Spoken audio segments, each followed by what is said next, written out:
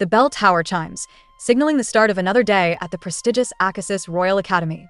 This institution is a powerhouse, known for producing exceptional scholars who shape the entire continent. The catch?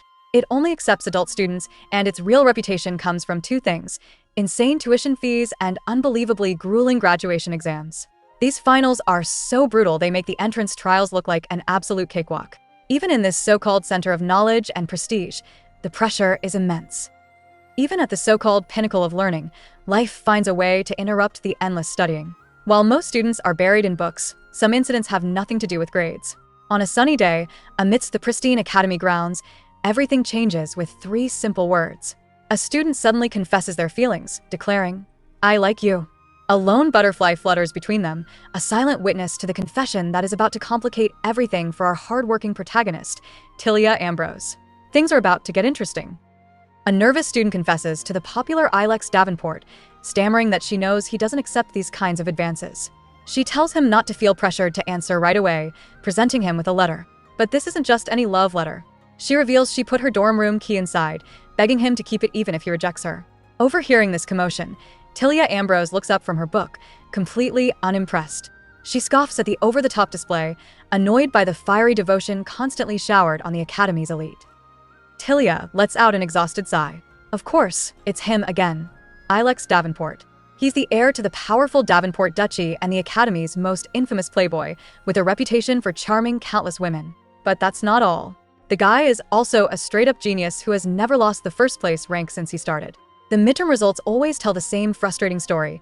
Ilex is number 1, and Tilia is forever stuck in second place, right behind him as they approach graduation.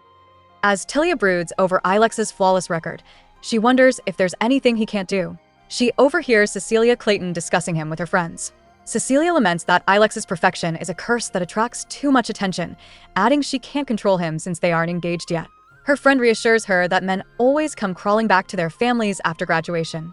Tilia walks past, disgusted by their conversation. She believes Ilex is a deluxe-level playboy who will never change, and she simply can't understand why everyone loses their minds over him. The girl promises to wait for him before scurrying away in a flustered dash. As soon as she's gone, Ilex's friends swarm him, laughing. They ask how many confessions he's gotten this week, teasing that he received yet another key. One friend jokes that at this rate, there won't be any girls left for them. While his buddies excitedly ask if it's her turn tonight, Ilex just stares blankly at the key in his hand. Tilia watches from afar, disgusted by the whole spectacle. Tilia grits her teeth, admitting to herself that she's a little jealous. The girl who confessed was actually pretty cute. Her disgust returns when she sees the other guys loafing around. To her, they're just lazy nobles who barely passed their entrance exams and are now stuck repeating the year. Unlike that silver-spooned player Ilex, she has zero desire to be admired by such fools. As she broods, one of Ilex's friends complains that girls throw themselves at him for free. Another friend suddenly gets an idea, wondering if he should try asking her out. One of Ilex's friends, Gregory, points someone out, Tilia Ambrose. He sneers that her family is a nobody, meaning she's the type of girl they can pursue without any messy consequences. Tilia overhears the whole disgusting conversation and freezes in place. Unfazed by his friends telling him to be quiet, Gregory confidently declares that he'll have her wrapped around his finger within a week. But just as he's making his gross bet, a cold voice cuts through the air. It's Ilex, and he calls out not only Gregory's name, but Tilia's as well. Put on the spot, Gregory awkwardly greets Tilia, mumbling something about the nice weather. But before she can properly react, Ilex steps in, saying the timing is perfect. He calmly announces he has something to tell her. Then, with an almost angelic smile on his face, he looks Tilia dead in the eyes and declares that he wouldn't get together with her even if he died. Tilia is completely stunned. He then clarifies that even if he was with every other woman in the world, he still wouldn't choose her. As everyone reels from his brutal declaration, Ilex watches Tilia with a faint smirk, thinking to himself that he's been busted. But Tilia isn't a girl who just takes a punch. After a beat of shocked silence, she looks down at him, her eyes filled with cold fire. She fires back with a savage comeback, declaring she would rather dig through a trash can than ever get intimate with a toilet. Her words hang in the air, completely flipping the script and leaving Ilex and his friends utterly speechless. As everyone reels from Ilex's brutal declaration, Tilia's eyes fill with cold fire. She lands a devastating blow, stating she'd rather dig through a trash can because she doesn't get involved with toilets. The insult hits like a truck. Gregory completely loses it, sputtering her name in a rage as she turns her back on them. He screams for her to stop, but Tilia doesn't even hesitate. Ilex, however, watches her walk away, a thoughtful, almost impressed look on his face. Later, he privately admits that he isn't the only student worthy of the academy's top spot. Tilia stumbles, consumed by bitter thoughts. For 4 long years, all her effort has just landed her in second place. Her mind flashes back to the immense pressure from her family and the lonely days spent buried in books while others socialized. Just as she's lost in these dark memories, her cheerful friend Judy runs up, asking where she's been. Tilia simply says she was studying outside. Deep down, she admits that despite the struggle, life at the academy is still far better than the mess she escaped from. Walking with Judy, Tilia decides to focus on the graduation exam, seeing it as her only option. The next day, she and another girl look down from a balcony to see Ilex in a heated sparring match. Her friend is in awe of his dedication, wondering why he didn't just become a knight. Tilia coldly retorts that he probably couldn't entertain his many female admirers as a knight. But as she watches the flawless swing of his blade, she privately admits that despite his reputation, his fighting fundamentals are undeniably perfect. Nearby, a group of girls fawns over Ilex. One girl frets over how to get his attention, but her friend warns her that Cecilia is watching. The girl scoffs, claiming it doesn't matter since they aren't officially engaged yet. She boldly states she's just having fun and heard a rumor that Ilex never turns down a woman's advances. As her friends sigh over how unfair the world is, Tilia blocks them out. She focuses on the duel, forced to admit that no matter what a frivolous playboy he is, his swordsmanship is utterly flawless. Tilia watches with a bitter expression. In every decisive moment, Ilex reigns supreme, winning so easily it's infuriating. It's a position he was seemingly forced into, a burden he never even wanted. Tilia grits her teeth, desperately wishing for his defeat. She thinks that no matter how unfair the world is, someone else should be able to win a simple spar. But her hope is crushed in an instant. The match ends with Ilex effortlessly pinning his opponent's blade, his victory swift and absolute. Tilia's eyes widen in horror as a masked man lunges at Ilex from behind with a real sword. The crowd screams, but Ilex reacts instantly. He spins around, and with a deafening crack, his wooden training sword shatters the attacker's steel blade. Judy, caught up in the action, cheers at the incredible display. Tilia looks at her sideways, asking if she was cheering for Davenport. Judy frantically denies it, giving a thumbs up and declaring she's always rooting for Tilia to take the top spot from him. After the intense fight, Ilex sits alone, trying to catch his breath. Suddenly, Cecilia Clayton appears, offering him a handkerchief and praising his amazing performance. Wary, he asks why she's there. She claims she came to clear her head just like him. Her words spark an unexpected memory. Ilex shoots to his feet, a vivid image of Tilia's smiling face flashing through his mind. His thoughts are filled with one name, Tilia Ambrose. Cecilia is left completely stunned and confused by his abrupt and strange reaction. A nervous student named Gregory Myers rushes up, asking to speak with Tilia. Her friend Judy immediately gets defensive, but Tilia reassures her and sends her on ahead. Alone, Gregory stammers, trying to clear up a misunderstanding from a previous conversation. He nervously asks just how much she overheard. With a chilling gaze, Tilia asks him to be specific. Was it the part where he called her an easy woman? Or, she continues coldly, was it when he bragged that she was someone he could take advantage of without any consequences? Gregory's face drains of all color. Gregory flails, trying to turn the tables, but Tilia isn't having it. She calmly adds that she also saw him practically polishing Ilex Davenport's boots with his tongue. Just as Gregory seethes, another pompous noble, Brad Leon Olds, steps in. He grabs Tilia by the collar, sneering that she's just a poor baronet's daughter, while he's a future count. He threatens her, asking how long the school rules can protect her. Completely unfazed, Tilia shifts her weight, ready for a fight, and dares him to try anything. Tilia coolly warns the pompous noble that his behavior will just get him expelled faster. She gives him a choice: apologize now, or admit he's no better than a dog rummaging through trash. The man's face twists with pure fury, ready to lash out. Suddenly, Cecilia Clayton's voice cuts through the tension, telling Gregory to stop. Before a stunned Tilia can process what's happening, Cecilia steps in front of her, asking the bullies why they're so desperate to pick on a lady. As Tilia walks away, a crowd of students whispers about her confrontation with Gregory. One student hopes that jerk gets what's coming to him, but admits Tilia is a bit much. Another scoffs, saying her reputation will follow her forever, regardless of her good grades. Listening from a distance, Cecilia Clayton agrees with them. She silently thinks that Tilia's life would be so much easier if she just went along with things.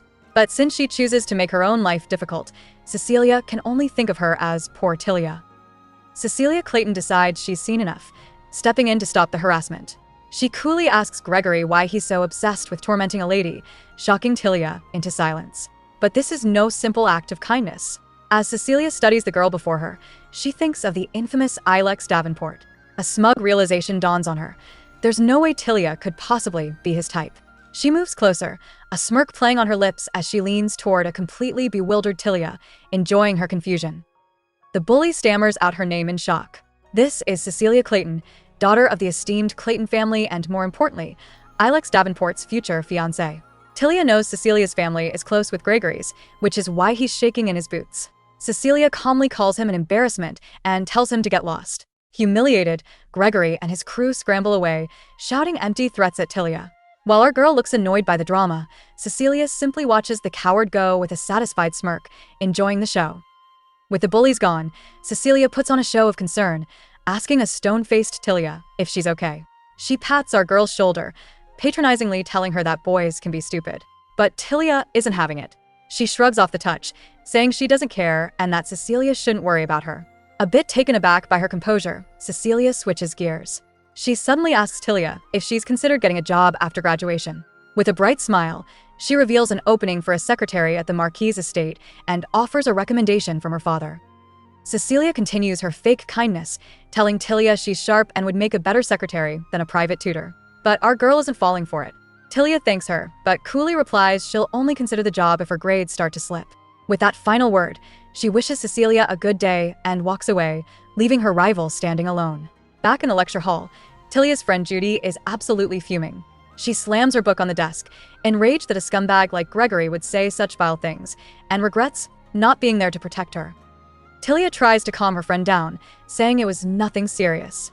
But Judy is still fuming, insisting that next time, they will curse out the bullies together. Shocked, Tilia asks if she even knows how. As Judy proudly starts to let a bad word fly, Tilia slaps a hand over her mouth. Turns out, Judy learned her colorful vocabulary from her older brothers. To change the subject, she pulls a bottle from her bag, excitedly offering Tilia some holy water, claiming it's the new trend packed with divine power. Judy excitedly explains that her brother said the holy water boosts memory and concentration. Tilia isn't convinced, thinking that the temple has just become a bunch of merchants. She gently turns down the offer, asking if Judy's parents will get upset about her spending money. Flustered, Judy insists her dad is grateful, admitting she would have failed ages ago without Tilia's help.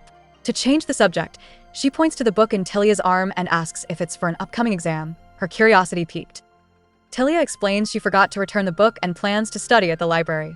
She tells Judy to go ahead and sleep, but her friend frets she's working too hard and insists on waiting up. Tilia agrees and walks away, but a wave of guilt washes over her as she apologizes to Judy in her thoughts. A memory of her mother's voice surfaces, telling her to find something that is hers alone.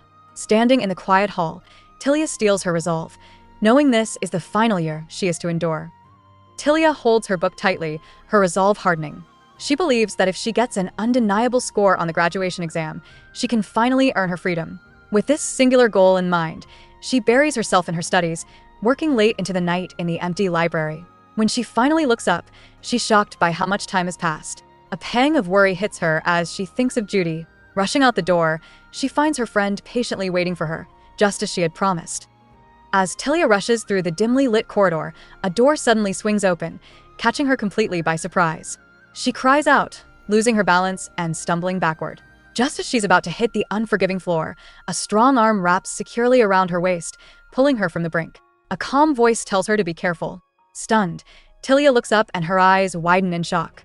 Holding her is the very last person she ever wanted to see, the Academy's notorious playboy, Ilex Davenport. Her mind struggles to process the unbelievable encounter. Tilia stares up in disbelief, her mind reeling as she realizes she's in Ilex Davenport's arms. After a tense silence, he releases her and leans against the wall, effectively blocking her path. He nonchalantly asks if she isn't leaving. The question jolts her back to reality, and she quickly scurries past him, her heart hammering in her chest. As she walks away, she wonders if he's pretending to not remember their previous encounter. Either way, she figures his apparent amnesia is much more convenient for her. Trying to shake off the encounter, Tilia focuses on her goal. She decides it's no time for distractions. She must return to her room to study, even if she only gets 4 hours of sleep. As she walks quickly down the stone path, an unsettling feeling washes over her. She senses she's not alone. A quick glance confirms her fears. Ilex is silently walking just a few paces behind her. She wonders if it's just her imagination, but his unwavering gaze makes it clear. He is definitely following her. Tilia's frustration hits its limit. She has no idea what game Ilex is playing, but his silent pursuit is seriously getting on her nerves. Whipping around, she confronts him, demanding to know what he wants and why he keeps following her. Just as the tension peaks, a cheerful voice shatters the silence. The elegant Cecilia Clayton appears, her eyes sparkling as she runs toward them. Ignoring Tilia completely, she beams at Ilex, happily asking if he came all this way just to pick her up. Tilia is left standing there, utterly confused by the sudden turn of events. Clinging to Ilex's arm, Cecilia feigns surprise, sarcastically asking what special occasion brought him here. She finally acknowledges Tilia, sweetly asking if she's also heading back. Caught off guard, Tilia quietly confirms she is. Cecilia cheerfully explains she was just returning from a study session in the student council room. Tilia awkwardly accepts her answer. But just as Cecilia starts to probe into why Tilia and Ilex were together, a sudden movement cuts her question short, leaving the real reason hanging in the tense night air. Done with the awkwardness, Tilia announces she's leaving first and tells them to study hard. She quickly walks away, eager to escape the tense situation. As soon as she's gone, Ilex forcefully pulls his arm from Cecilia's grip. Startled, she looks up at him, murmuring his name in confusion. With an icy glare, Ilex grabs her chin. He mockingly suggests they follow Tilia's advice and do some studying of their own, noting that the student council room is conveniently empty. His predatory tone makes his true intentions perfectly clear. Ilex's grip tightens as he calls Cecilia out by her full name. He coldly scolds her for trying cheap tricks with holy water, asking if she really thought he was ignorant of its side effects. He tells her that as a marquis's daughter, she needs to show some dignity. To completely crush her, he clarifies that he was never waiting for her and didn't come all this way for her at all. His brutal honesty leaves Cecilia utterly speechless, her confident facade completely shattered by his cutting words. Ilex declares that her dream will never, ever come true. As he walks away, Cecilia grabs his sleeve, desperately asking if this is all a misunderstanding. She reminds him they're supposed to get engaged after graduation. Unimpressed, Ilex scoffs at the idea of tolerating her until then. He leaves her with a chilling question. How long does she think her family can protect her from the consequences of her actions? With that, he disappears into the building, leaving a horrified Cecilia utterly defeated in the darkness. Tilia jolts awake at her desk, startled by a hand on her shoulder. Panicked, she demands to know who's in her room. It's just her friend, Judy, who gently tells her to stop studying and get some sleep. Still groggy, Tilia asks her friend if she studied well. A sudden worry crosses her face as she asks if anything bad happened. The scene flashes back to Ilex and Cecilia, confirming nothing occurred between them. Judy soothes Tilia's fears, tucking her into bed and telling her to rest before her exams. Judy mumbles that Tilia is right, wishing her good night before finally falling asleep. With a soft yeah, Tilia watches her friend for a moment before turning to the moonlit window. She quietly wishes a good night to someone else who isn't there. Miles away, Ilex walks a deserted path, his usual confident expression gone. His thoughts drift to Tilia, who lies awake in her own bed, a single tear running down her face. As if sensing her sadness, Ilex suddenly flinches, a sharp feeling cutting through the quiet night.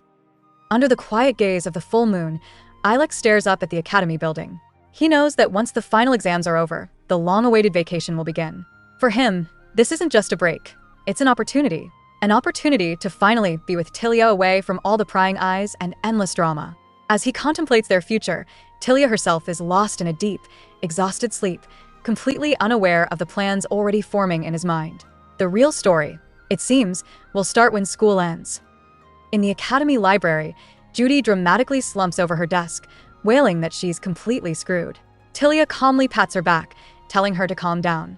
She reminds her friend that they've only finished one exam and that there's still plenty of time to study and do better. Judy sighs, certain that Tilia aced the test while she's just hoping she didn't fail. Tilia modestly claims she doesn't know her own score, but Judy isn't convinced. She calls her out, remembering how Tilia once said the same thing before snagging first place. Judy quickly covers her mouth, apologizing for bringing up Tilia's past achievements. Tilia, however, offers a reassuring smile and tells her it's okay. The casual comment sparks a distant memory. With a soft expression, Tilia confirms that there was a time like that, but it was a long time ago. She recalls it only ever happened once. The scene shifts, pulling back 3 years into the past. A younger Tilia walks alone through the academy's stone archways, shutting her book with a quiet thud as she continues on her way through the sunlit courtyard. The final exam rankings are posted, and Tilia stares in disbelief. At the very top of the list is her name, first place. Her shock is interrupted when she overhears another student confronting Ilex. He demands to know what Ilex was doing that made him miss the exam. Unbothered, Ilex simply states that he was tired, so he slept. As Tilia watches from a distance, other students gossip about how carefree and laid back he is. She can't wrap her head around it. The academy's top student just skipped a final because he felt like it. As Ilex and his friends walk away, the other students keep gossiping. They complain that he always ends up as the valedictorian, calling his carefree attitude the confidence of the strong. Tilia grits her teeth, the word confidence repeating in her mind. Suddenly, a wave of shame hits her. She realizes she was actually happy for a moment, proud that she had beaten Ilex Davenport. But the feeling curdles in her stomach. Her accomplishment feels hollow, like charity handed to her because the real winner simply didn't care enough to show up. The bitter memory consumes Tilia. Looking at Ilex, she feels her own desperate struggles are pathetic in comparison. She wonders if he has ever truly wanted for anything, even once in his perfect life. That carefree existence, that unearned confidence, that is the very reason she hates him so deeply. Back in the present, Tilia sits silently at her desk in the library. Judy watches her with a worried expression, sensing the sudden shift in mood. She cautiously leans in and asks if Tilia is mad.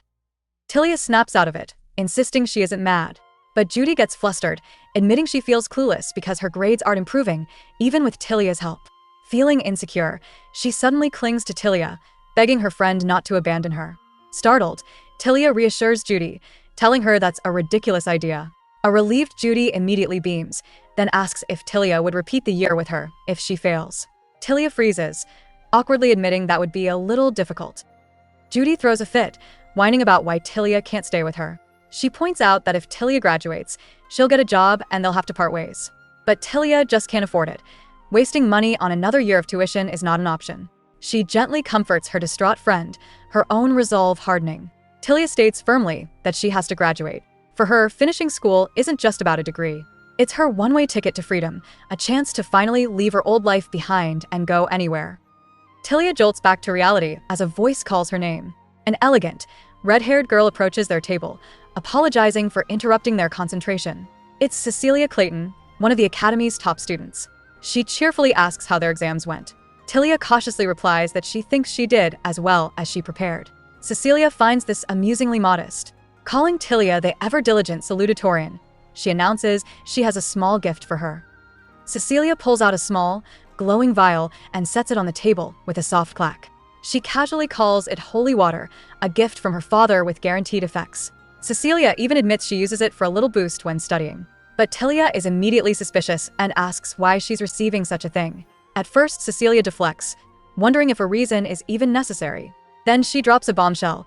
She simply hopes Tilia will crush the exams and take the #1 spot this time. Cecilia's friendly mask drops, revealing her true, intense motive. She leans in and declares she wants Tilia to be the one to finally beat Ilex Davenport.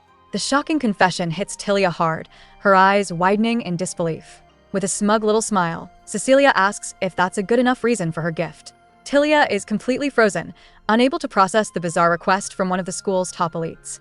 She sits there in stunned silence, a single tear escaping as she grapples with the unexpected pressure. Cecilia's friendly mask drops, revealing her true motive.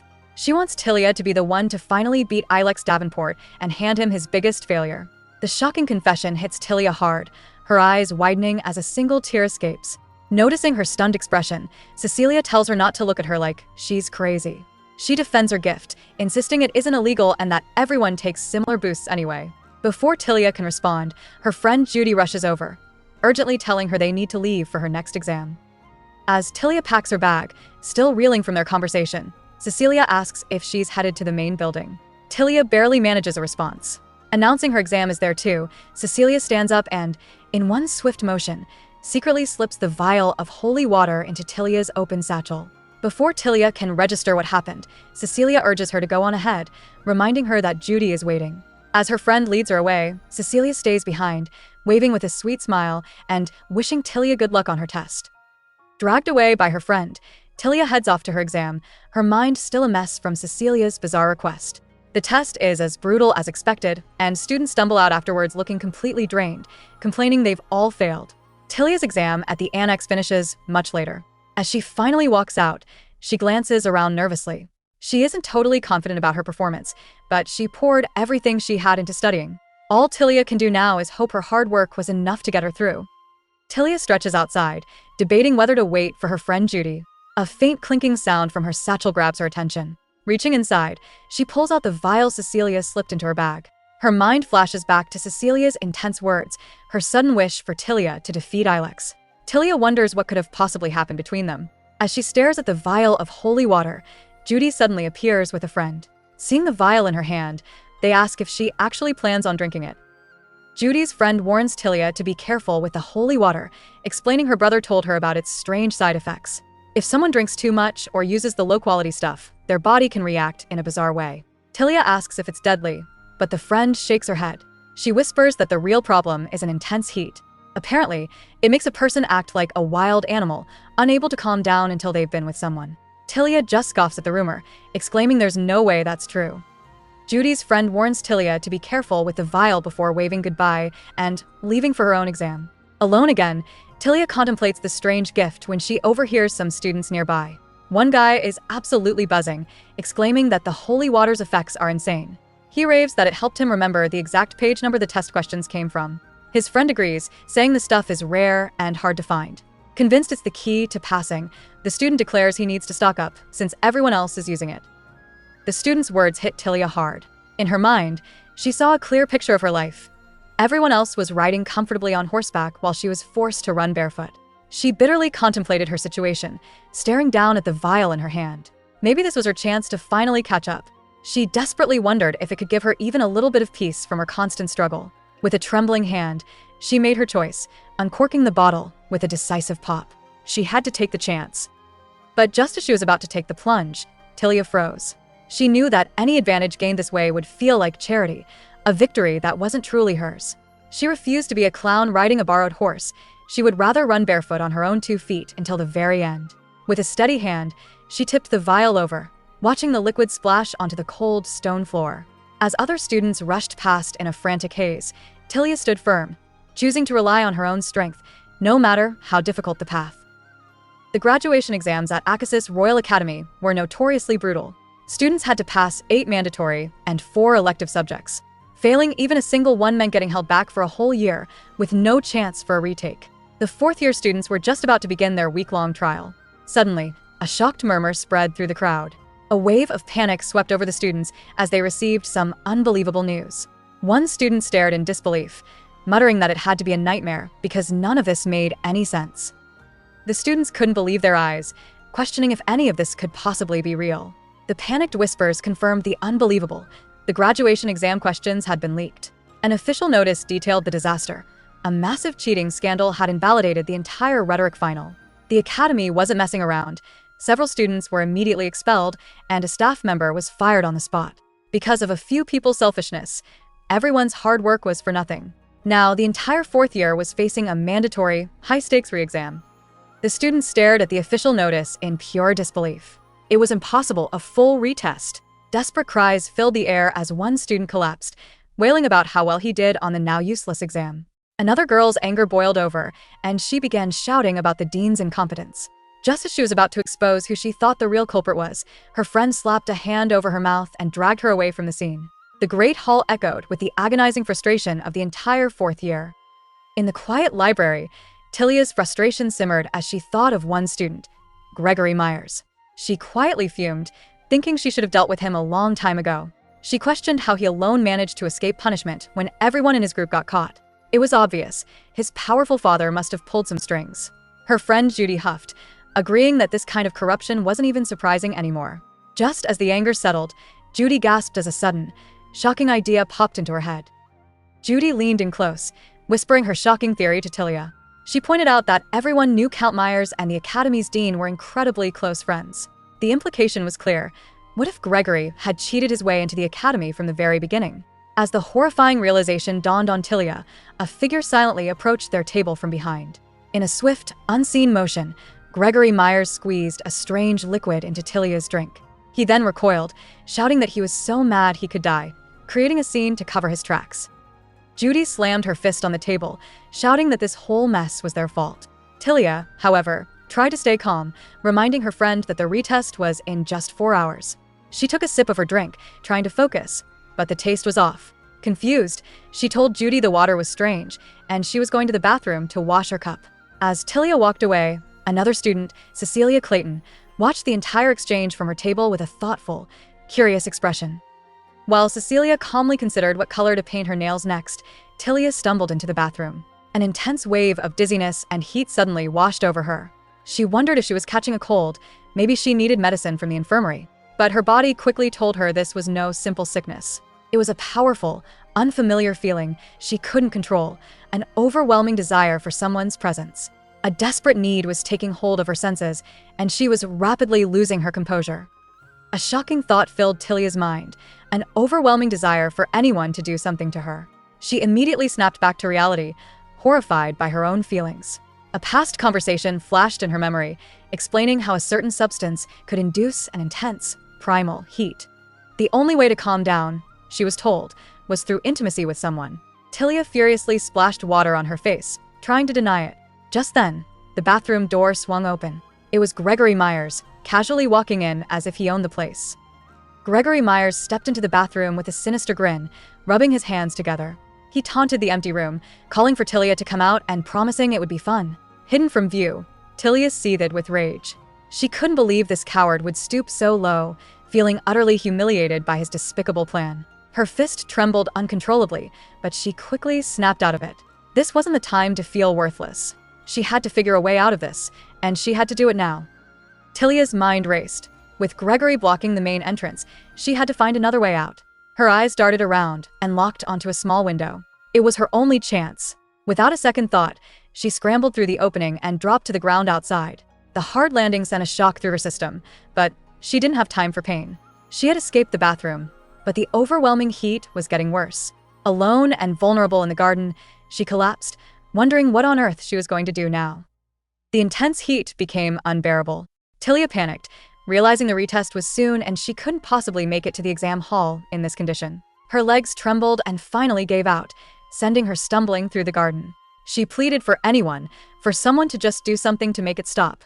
Through her blurry vision, she spotted a figure lounging on a bench. To her absolute horror, it was Ilex Davenport. He looked up from his book, his calm expression shifting to confusion as he heard her collapse onto the grass.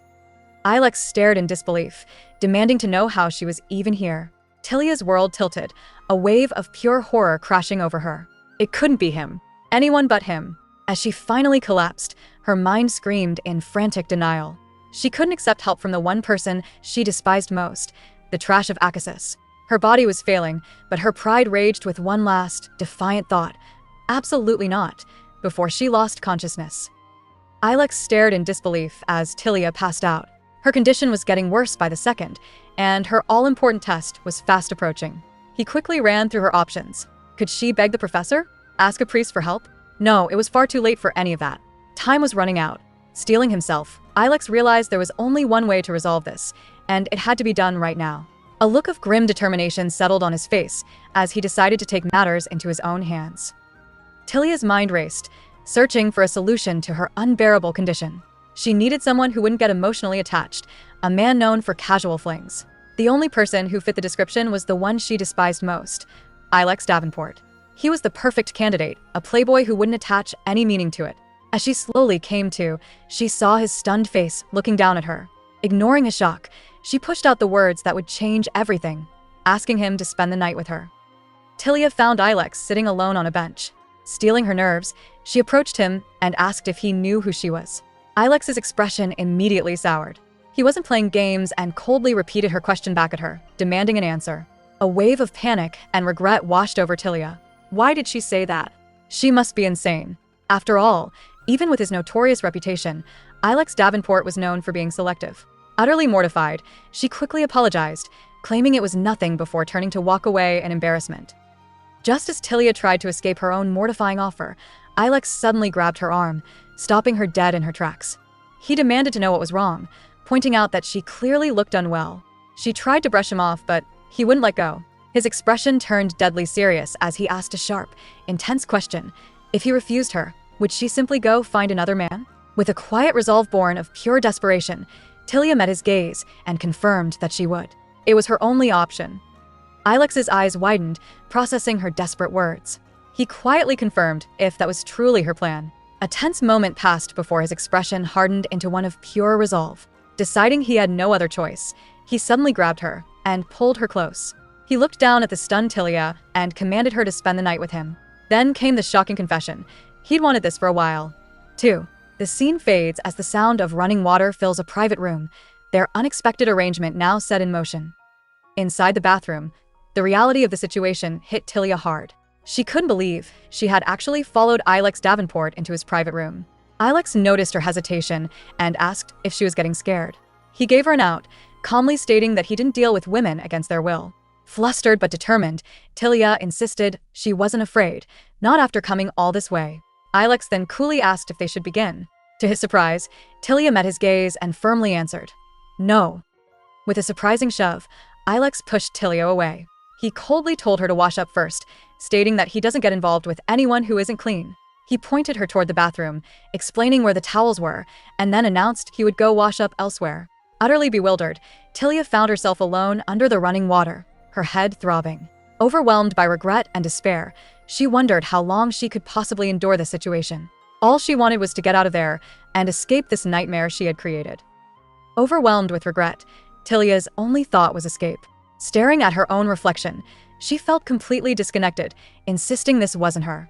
It couldn't be. Bolting for the door, she frantically rattled the handle. Nothing. It refused to budge. As her desperation mounted, Ilex's calm voice cut through her panic, asking what was wrong. She cried out that the door wouldn't open. Unfazed, Ilex coolly explained that she just needed to pull it open and asked her to let go of the handle for a moment. With a click, the door swung open. Ilex rushed in, his voice tight with panic as he shouted Tilia's name. He found her sitting on the floor, looking completely out of it. He asked what was wrong with her voice, urging her to come out because he had something for her.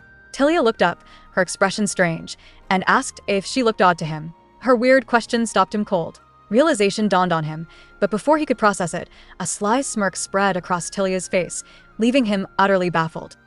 Tilia softly called out Ilex's name, telling him she was finished. Still seated on the bed, she tentatively reached out and tugged on his sleeve, asking what they were going to do now. Ilex looked down at her, his expression unreadable, and warned her not to regret this later. But Tilia's resolve was firm. She reminded him that he was the one who had started all of this. With the tension finally snapping, he leaned down and pulled her into a deep, passionate embrace, sealing the moment that had been building between them. The air between them crackled with undeniable heat as Ilex pulled Tilia closer. Lost in the moment, she gasped for breath, her mind a whirlwind of sensations. Struggling to move, she told herself she had to get dressed, her mind reeling with regret over her insane decision. Seeing her discomfort, Ilex gently asked if she was still in pain. But Tilia's focus was elsewhere. Her eyes locked onto the clock, and a horrifying realization dawned on her: the makeup exam. She bolted upright, shouting that she had to go right now, sending something crashing to the floor. Ilex was stunned, questioning how she could possibly go in her current state. In a full-blown panic, Tilia cried out that her makeup exam was in less than 10 minutes. She scrambled around looking for her clothes, but they were nowhere to be found. Suddenly, Ilex was behind her, calmly holding out his own shirt. He gently helped her put it on, his practice movements making her wonder if this was a normal routine for him. Just as he finished buttoning it, he told her not to leave yet. He had something he needed to give her, instructing her to wait right there. A sudden realization hit Tilia hard. The evidence from the previous night was undeniable, and she began to panic, wondering if Ilex would now feel obligated to take responsibility. Just then, he called her name, interrupting her frantic thoughts. He walked over, holding a small vial. He explained that he should have given it to her when she first arrived but couldn't. With a serious tone, he told her to drink it now, before she left. Tilia stared at the bottle, completely bewildered by his strange preparedness. Tilia instantly understood the vial's purpose: a potion to prevent any unwanted consequences. She scoffed at the ridiculous thought of him taking responsibility. His reputation was exactly why she chose him. After drinking it, she set the bottle down, stating that she didn't need to thank him. Ilex agreed, making it clear he wanted this kept secret. Tilia quickly confirmed she felt the same, desperate to leave before being discovered. The scandal would be her ruin. But as she moved to go, Ilex suddenly stopped her, asking what she was doing. With a final glance, Tilia told him he should hurry up and take the exam too.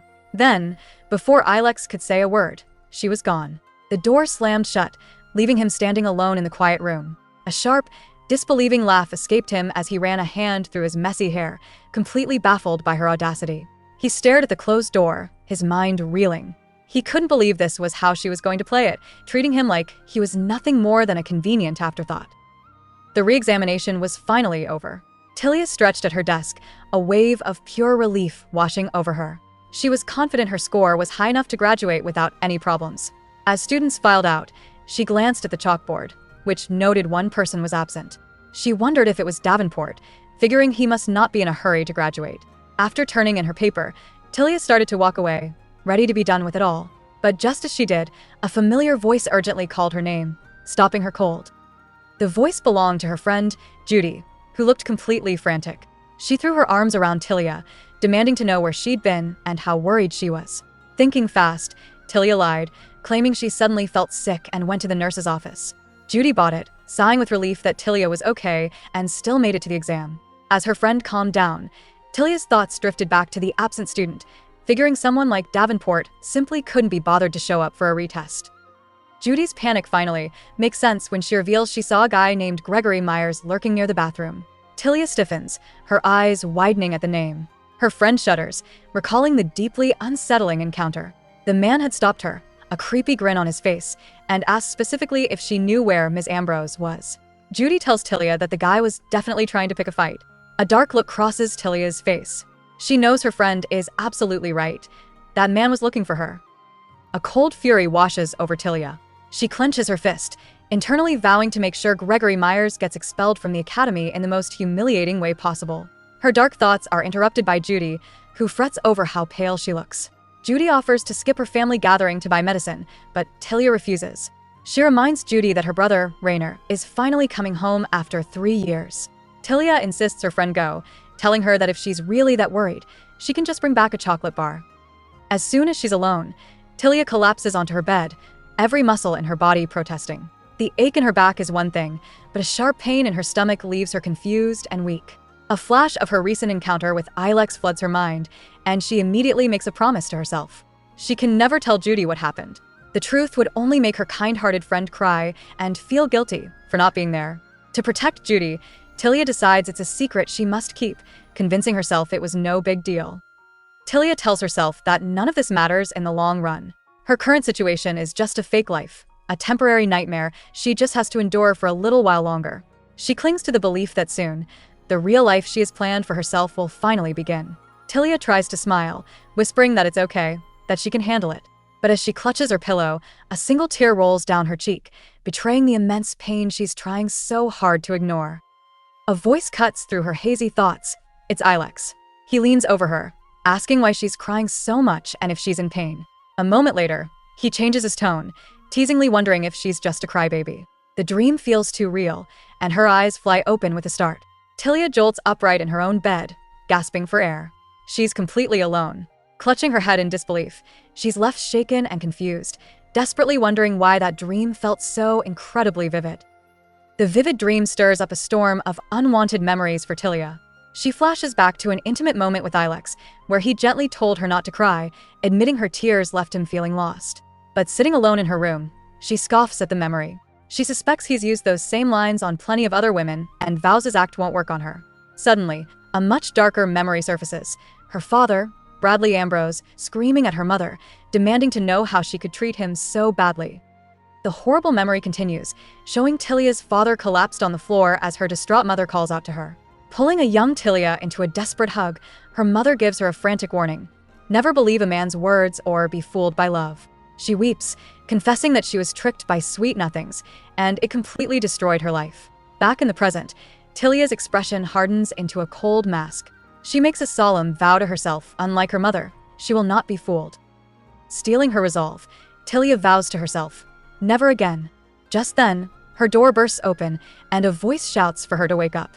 It's her friend Judy, arriving way too early. Tilia asks what she's doing here, but Judy waves it off, declaring something more important has happened. With a huge, excited smile, Judy reveals that someone has sent Tilia a present.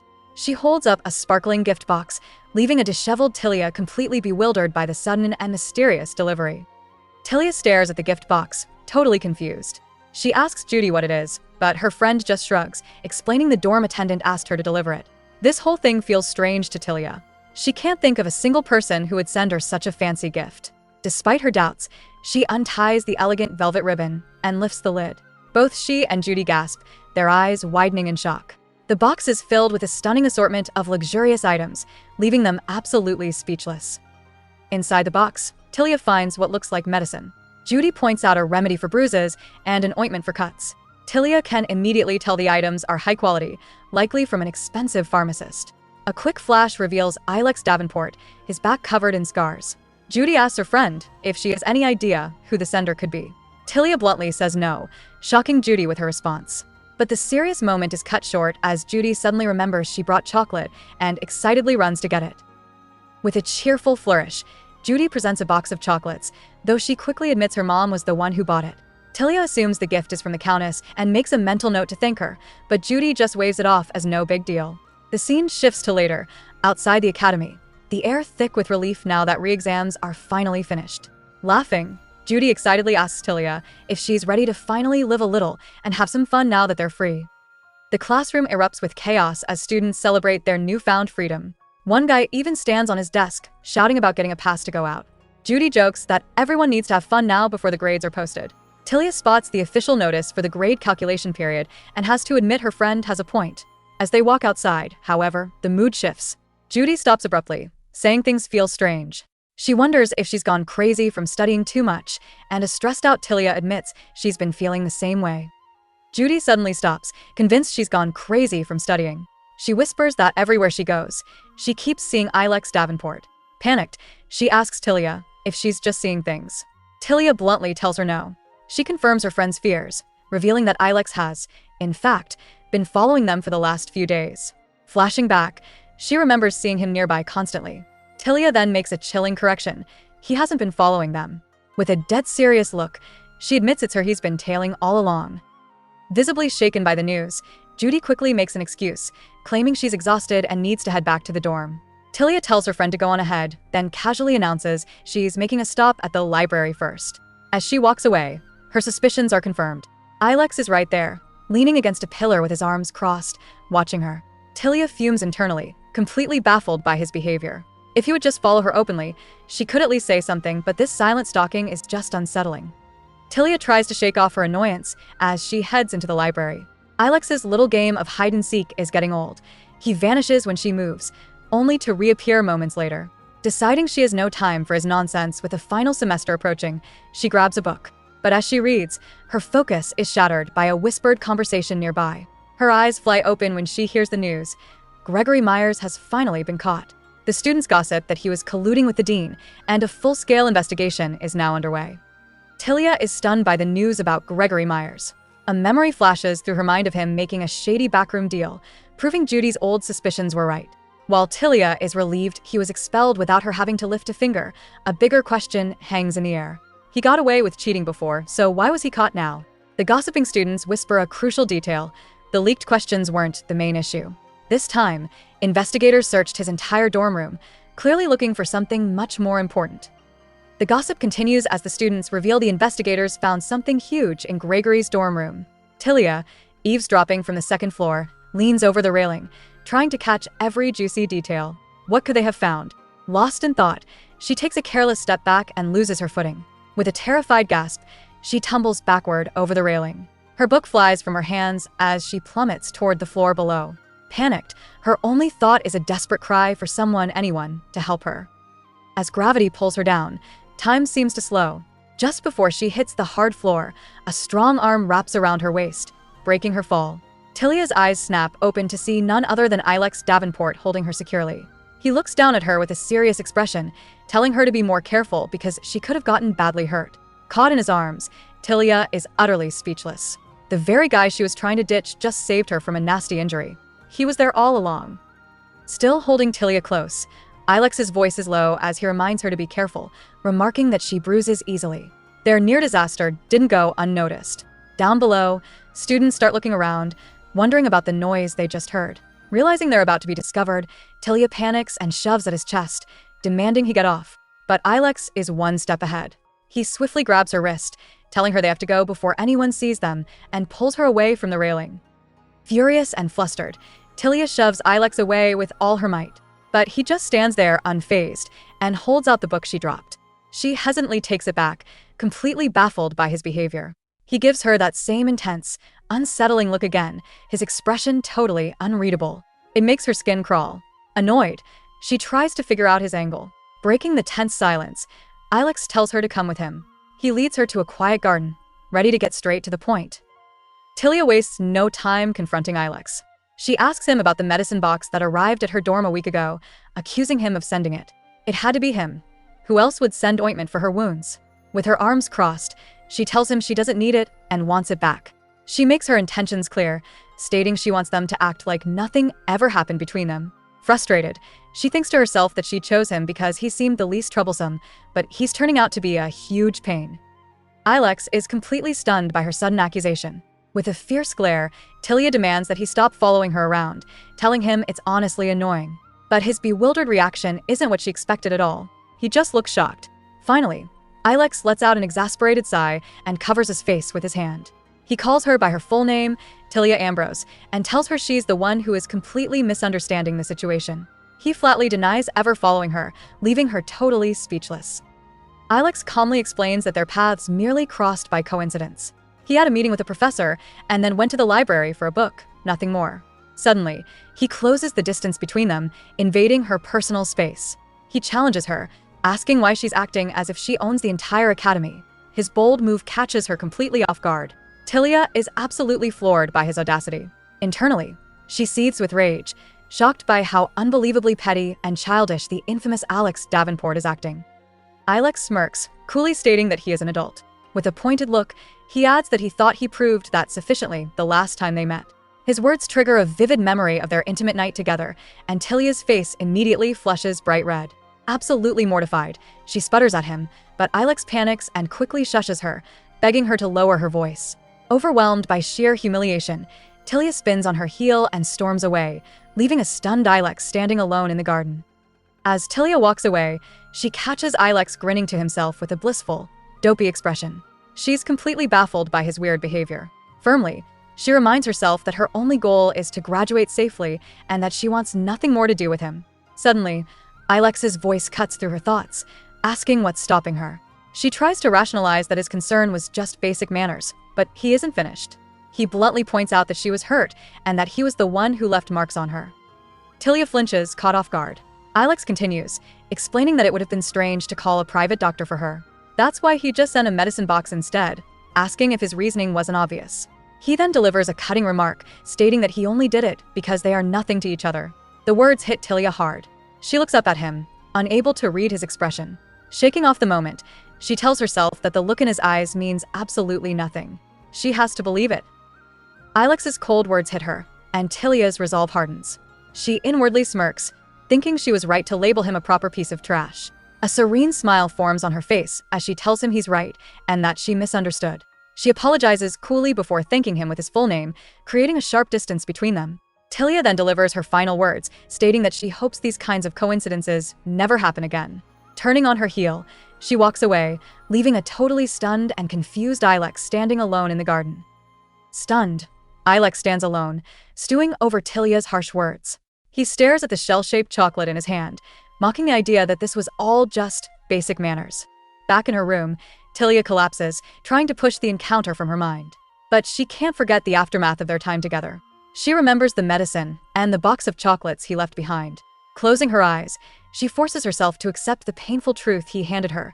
She and Ilex Davenport are nothing to each other. The semester finally ends, and a one-month vacation begins at the academy.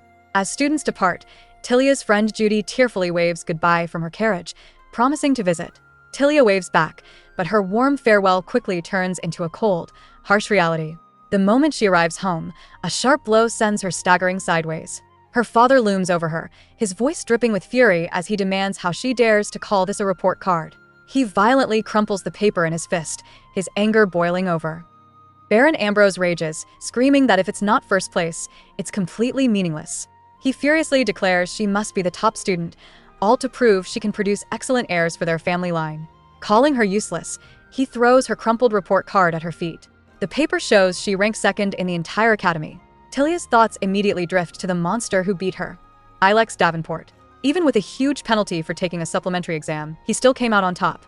She feels the sting on her cheek, overwhelmed by the unfairness. As the sting on her cheek fades, Tilia admits a painful truth. She wouldn't have been able to beat Ilex anyway. Her father raises his hand again, but she calmly stops him. She asks if he's done, reminding him she has dinner at Lady Wells' house tomorrow.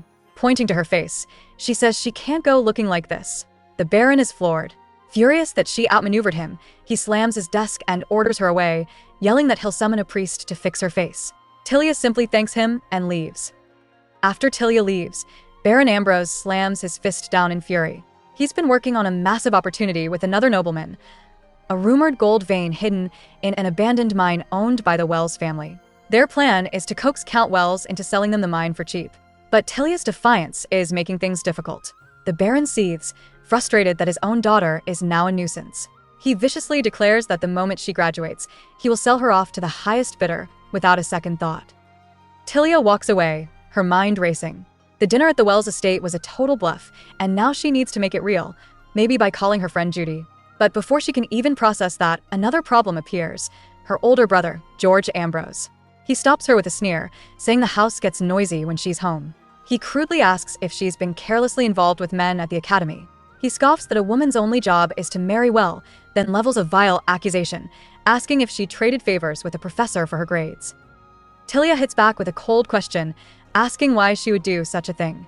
She reminds her brother that, unlike him, she isn't an idiot who failed the entrance exam. With that savage burn, she turns and walks away. Seething, George accuses her of just trying to hook a rich husband. But Tilia ignores him, her back straight as she ascends the stairs. Completely losing it, George screams her name as the sound of something shattering echoes through the mansion, his rage finally boiling over. Tilia's world feels like it's crumbling. She thinks her situation is so terrible, she could just die. Reaching her room, she quietly closes the door and slides to the floor, completely spent. Suddenly, a gentle voice from a memory calls her name.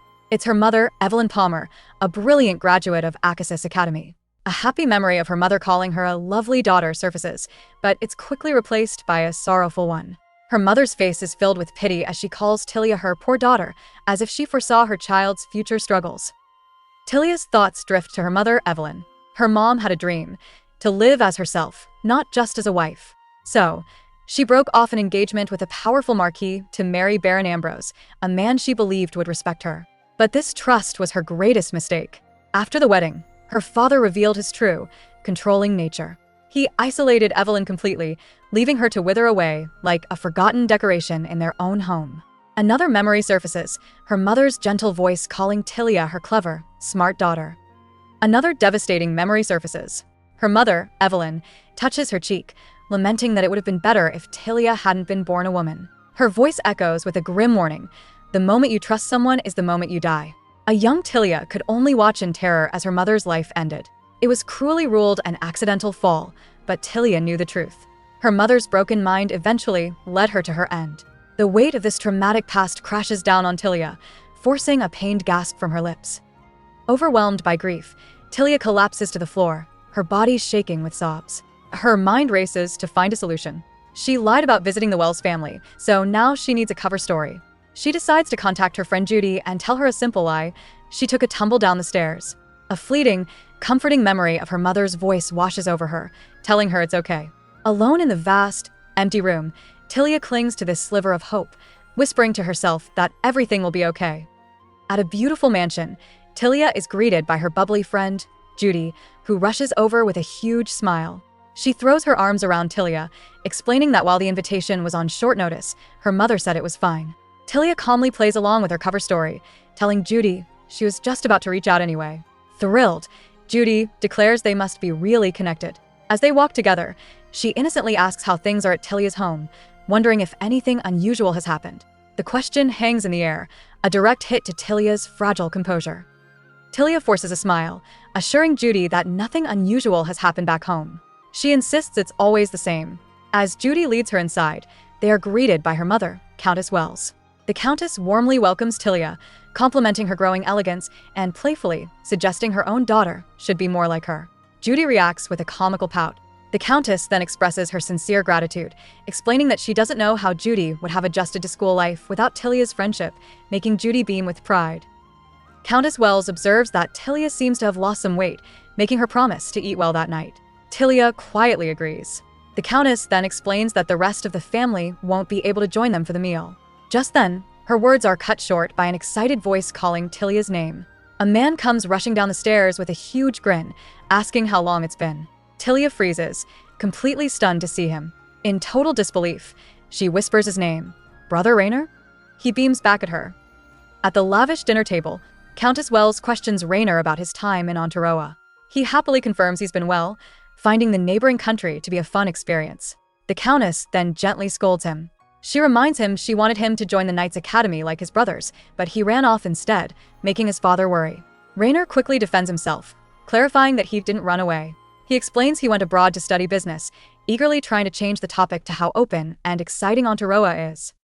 Rainer keeps chatting away, about to share a wild story, when his mother cuts him off with a playful glare. The Countess quickly changes the subject, asking how he's handling the Aotearoan language. He explains that while the grammar is easy at first, speaking naturally is the real challenge. Tilia listens intently, completely captivated. Noticing her focus, Rainer points out how interested she seems. He casually suggests she should visit sometime, adding that he'll be moving into his own place starting senior year, leaving a silent, tempting offer hanging in the air. Tilia clears her throat, feeling the weight of the offer. The Countess watches, thinking Tilia must be worried. But inside, Tilia is painfully aware they're only being kind because she's friends with Judy. A dark vision of her father and brother appears, their greed a constant shadow. With a strained smile, she politely turns down the immediate offer, promising to visit with Judy after graduation. Rainer calls her diligent, then teases her and Judy for always sticking together. Judy shoots back, protectively asking her brother if he has a problem with it. As the dinner winds down, Countess Wells thoughtfully asks her children who it is that always stays by Judy's side. She looks pointedly at Tilia, reminding them to treat her well. The Countess then pulls Tilia aside, asking for a moment of her time before she leaves. Once they're alone strolling outside, Tilia asks where Judy went. The Countess explains that Judy and Rainer went to check on the carriage. Getting to the point, Tilia asks what the Countess wanted to talk about. The noblewoman hesitates, confessing she's not sure if it's right to say, but it concerns Tilia's father's business. Countess Wells confirms Tilia's worries, explaining that Baron Ambrose recently tried to purchase the mining rights for their abandoned mine. The Countess is blunt. There's no gold there, and there never was. Despite this, Tilia's father stubbornly insisted, convinced they were lying to him. For now, the Countess has turned him away. But she warns Tilia that a shady broker is involved. This man is a known swindler who tricks people into investing in fake gold mines, and he currently has her father wrapped around his finger. Countess Wells explains they could just sell the worthless mine, but they can't let Tilia's father get scammed by fraudsters. Taking Tilia's hand, she pleads with her to persuade the Baron, believing he might listen to his own daughter, and apologizes for involving her in adult affairs. Tilia thanks her, promising to look into it. Walking home through the darkened mansion, her mind seethes with frustration. She silently rages that if her family has no skill, they shouldn't be so greedy or, at the very least, lack basic initiative. Tilia's mind races, wondering how she could possibly persuade her father when he's already made such a mess. A voice suddenly cuts through her thoughts. At the top of the stairs, Baron Ambrose greets her with a slimy smile, asking if anything happened at the Wells house. Seeing his greedy expression, Tilia's resolve hardens. She looks him dead in the eye, addressing him as father before firmly declaring that she has something she needs to tell him. The confrontation she dreaded is about to begin. Tilia looks down at him, a knowing smirk on her face. She had seen this coming from a mile away. Internally, she mocks him, wondering if he really thought she'd fall for such a simple-minded trick. Having accomplished her goal, she turns to leave, hoping to get home without being caught. Suddenly, the room starts to spin. Tilia stumbles, clutching her head as a wave of dizziness washes over her. The trap she thought she'd expertly sidestepped has just sprung. Everything felt strange. Tilia was positive she'd come in this way, but the hallway seemed to twist and stretch before her very eyes. As she stumbled forward, her head spinning, a hand suddenly grabbed her arm, stopping her cold. A familiar voice spoke, saying he'd finally found her. Tilia whipped around in disbelief, her eyes widening as she recognized the last person she ever expected to see. It was Alex Davenport. Before she could even shout his name, he swiftly covered her mouth, silencing her with a quiet command. Tilia demanded to know if he frequented these kinds of establishments. Alex flatly denied it, revealing he was there looking for her. He grabbed her hand and tried to pull her away, promising to explain later. But Tilia yanked her arm back, refusing to trust him. She accused him of knowing the layout too well, asking if he was bothered that the girl he'd been with for one night seemed so easy. Ignoring the sharp jab, Alex's expression turned grim. He revealed the real reason he was there. Gregory had escaped custody before his trial. Alex urgently tells Tilia they have to leave right now. He reveals that the scummy Brad Leon Olds had spread rumors that she would be meeting him here tonight. Because of this, the escaped convict Gregory almost certainly knows her exact location. Alex's goal was simple: get her to safety before Gregory could make his move, explaining that the man blames her for his ruined life. Stunned, Tilia asks how he knew all this. He admits he's been tracking Gregory just in case. Overwhelmed, she asks why he's going this far for her, insisting he doesn't have to. As Tilia demands to know why he's helping her, Alex's mind flashes through moments they've shared. Finally, he gives his simple reason: Tilia Ambrose. The answer is just her. Before she can process his words, Alex's expression shifts to pure horror. He whips around, shouting her name in warning. A hooded figure barrels down the hall, a knife gleaming in his hand. It's Gregory, his face twisted with rage. He lunges straight for Tilia, screaming that she's going to pay for ruining his life. Without hesitation, Alex shoved Tilia behind him, taking the full force of the crazed attack. A sharp impact tore through his side, and Tilia screamed his name in pure horror. The weapon clattered to the floor as a stunned Gregory stared at the noble he had just harmed. But Alex wasn't down. Fueled by sheer rage, he lunged forward and grabbed the attacker by the collar. With a dark, chilling smile, Alex demanded to know if blasphemy hadn't been enough for him, questioning how he still had the nerve for such a stunt. With a chilling smile, Alex taunts the attacker, promising to ensure he never approaches Tilia again. He muses aloud how much fun it would be to permanently silence him before turning him over to the Holy Knights. A wave of terror washes over Gregory as he finally understands. The noble is just as obsessed with Tilia as he is. His mind flashes back to his bitter rejection, remembering the hateful words he screamed at her after she made it clear she would rather face death than be with him.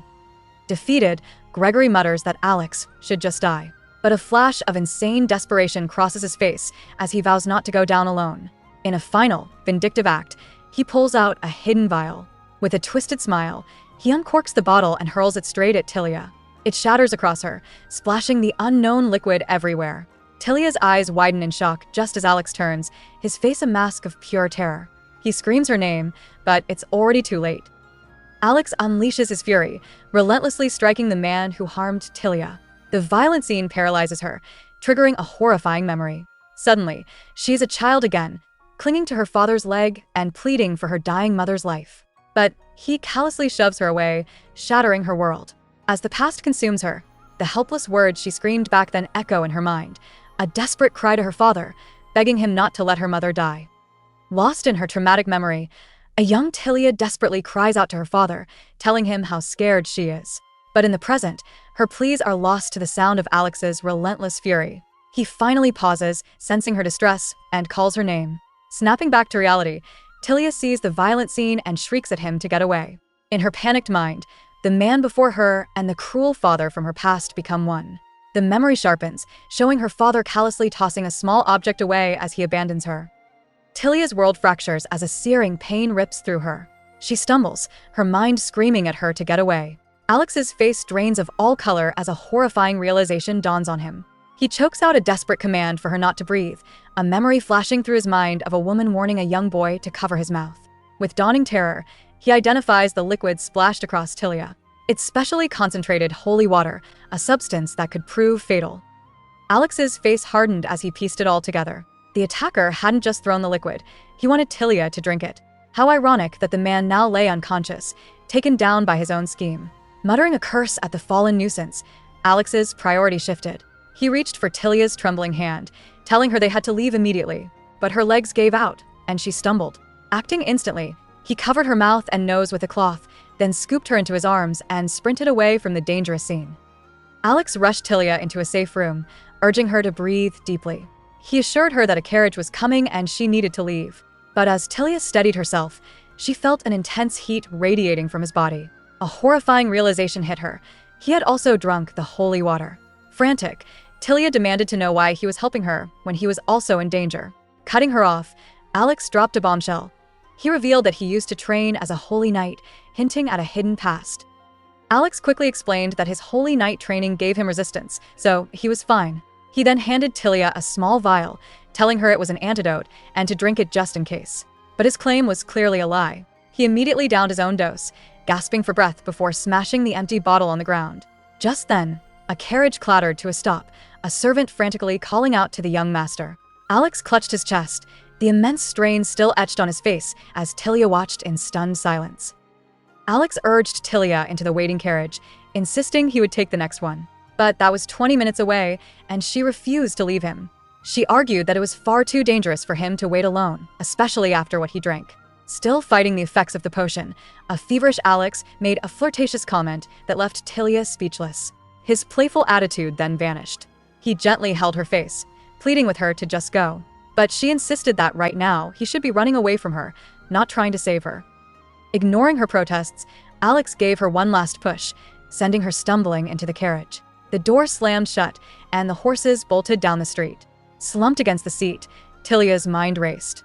She tried to tell herself she was right to leave. Who was she even worried about? But the image of a feverish, struggling Alex flashed in her mind. She tried to dismiss the thought, reminding herself what a bastard Ilex Davenport truly was, but the worry lingered. The carriage rattled away, but Tilia was haunted by the memory of Alex. She recalled his lie, insisting he was fine, even as sweat dripped down his feverish face. Her eyes widened with a terrible realization. He wasn't okay at all. Looking back, she saw him stumble and collapse against a wall, his body trembling with the effort to stay upright. He cursed under his breath, feeling his consciousness begin to fade. Just as his world started to go black, the sharp sound of the carriage screeching to a halt echoed down the street. The carriage horses clattered to a sudden halt as Tilia screamed Alex's name. Slumped against the alley wall, he looked up in a daze, struggling to understand why she had returned. Tilia stood in the open carriage door with her hand outstretched, demanding that he get in. Seeing his confusion, she clarified that she wasn't doing this for his sake. With a defiant blush, she declared that this rescue was for her own selfish reasons, leaving him completely stunned by her baffling confession. Alex's strength finally gave out, and he collapsed into the carriage. As he slumped toward her, a flustered Tilia demanded he stop looking at her that way. Through a haze of fever, Alex confessed he couldn't leave the person who saved him abandoned in the street. His consciousness slipping, he weakly grabbed her dress for support. As his vision faded to black, his mind raced. He cursed Gregory Myers, realizing the attack was far more serious than he let on and that he had barely managed to survive it. As he drifted in and out of consciousness, Alex was haunted by a horrifying vision of Tilia, lifeless and falling into darkness. The chilling realization hit him. If he hadn't been there, she would have been the one attacked. He recalled his enemy's sinister promise of never letting her go easily. Snapping back to the carriage, he shivered with fever as Tilia watched, her hand clenching in worry. Alex was tormented by the thought that if he hadn't followed her, this disaster could have been much, much worse. Inside the rattling carriage, Alex was completely lost in a feverish haze. He muttered that he had kept her safe, not just from his enemy, but from himself. Seeing him in such distress, a worried Tilia asked if he was okay, reaching out to calm him. She told him to stay still and not get up. But in a sudden, desperate move, Alex lunged forward, pulling her into a tight embrace. He held onto her with all his remaining strength, clinging to her as if his life depended on it. As Alex held her, his fevered mind drifted to a scandalous thought. He imagined kneeling before Tilia, devoting himself to her completely, and wondered what kind of expression she would make. But his body couldn't keep up with his intense thoughts. His strength gave out, and he slid from the embrace, collapsing heavily into her lap. Tilia cried out his name, completely shaken.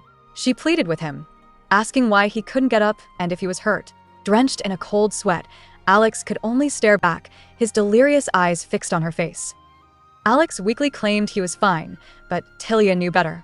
He feverishly asked if she was going to give him some kind of remedy.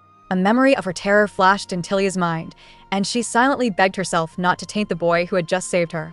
Back in the present, she told him he couldn't do it, but Alex only smirked, pulling at her ribbon. He reminded her how responsive she was before and taunted her, asking how she could possibly handle him in her current vulnerable state. Alex weakly commanded Tilia to go home, but she firmly grabbed his hand, refusing to leave. Shocked, Alex told her the carriage was already headed to her house, shouting her name in disbelief. But Tilia simply held his hand to her flushed cheek, explaining she had also been attacked at close range. Looking him in the eye, she asked a stunning question. Did he really think she hadn't drunk the substance as well? Her confession hung in the air, changing everything as a memory of their intertwined hands flashed past. The pair stumbles into the grand Davenport mansion, where a maid immediately asks about preparing a room for Tilia. Barely holding himself up, Alex coldly dismisses her. He issues a stern command. No one is to come to the second floor until he calls for them. As Alex leads her up the staircase, Tilia is racked with guilt. She admits to herself that she lied about drinking the substance. But it was the only way she could think of to stop him from enduring this torment all alone. He pushes a door open, leading them into a private room. Inside the lavish bedroom, Tilia asks Alex why he's keeping his distance. Looking feverish, he questions if she's scared. Tilia quickly denies it, telling herself she's only here, so she won't owe him a thing. That's it. But her resolve shatters as he closes the gap between them, pulling her into an intense embrace. As their lips meet, she's hit with a wave of familiarity. Her body remembers their last encounter, responding instantly to his touch and betraying all her logical reasoning. Just as things escalate, Alex suddenly shoves Tilia away, his body trembling. He stumbles over to a table, grabs a heavy lantern, and thrusts it into her hands. His next instruction is insane. He tells her that if he starts acting like a madman, she needs to hit him in the head with it. Tilia is speechless, but Alex insists she understands, warning her she can run away at any time.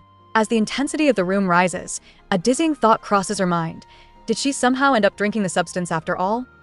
Tilia realizes she didn't just come here to help Alex. A strange heat washes over her, and the desire to run away completely disappears. The heavy lantern slips from her grasp, clattering loudly against the floor. All her logical reasoning crumbles as she gives into the overwhelming feelings coursing through her body. In a flash of clarity, she understands everything. This intense connection, this complete loss of control, it was all because of the holy water. She had been affected by it all along. Overwhelmed, Tilia struggles to catch her breath, asking Alex to wait. He agrees for a moment, but then sweeps her off her feet, the passion in the room escalating. The next morning, Tilia wakes up alone and consumed by regret. She clutches the sheets, seething that she should have just smashed his head when she had the chance. Furious that Alex left her in this state while he walked away perfectly fine, she quickly starts to get dressed on her own. Suddenly, two maids enter, offering to help. Tilia awkwardly refuses, but they just smile knowingly. They tell her there's no need to refuse, as they are quite used to attending to ladies like her. Stung by their words, Tilia proudly introduces herself by her full name.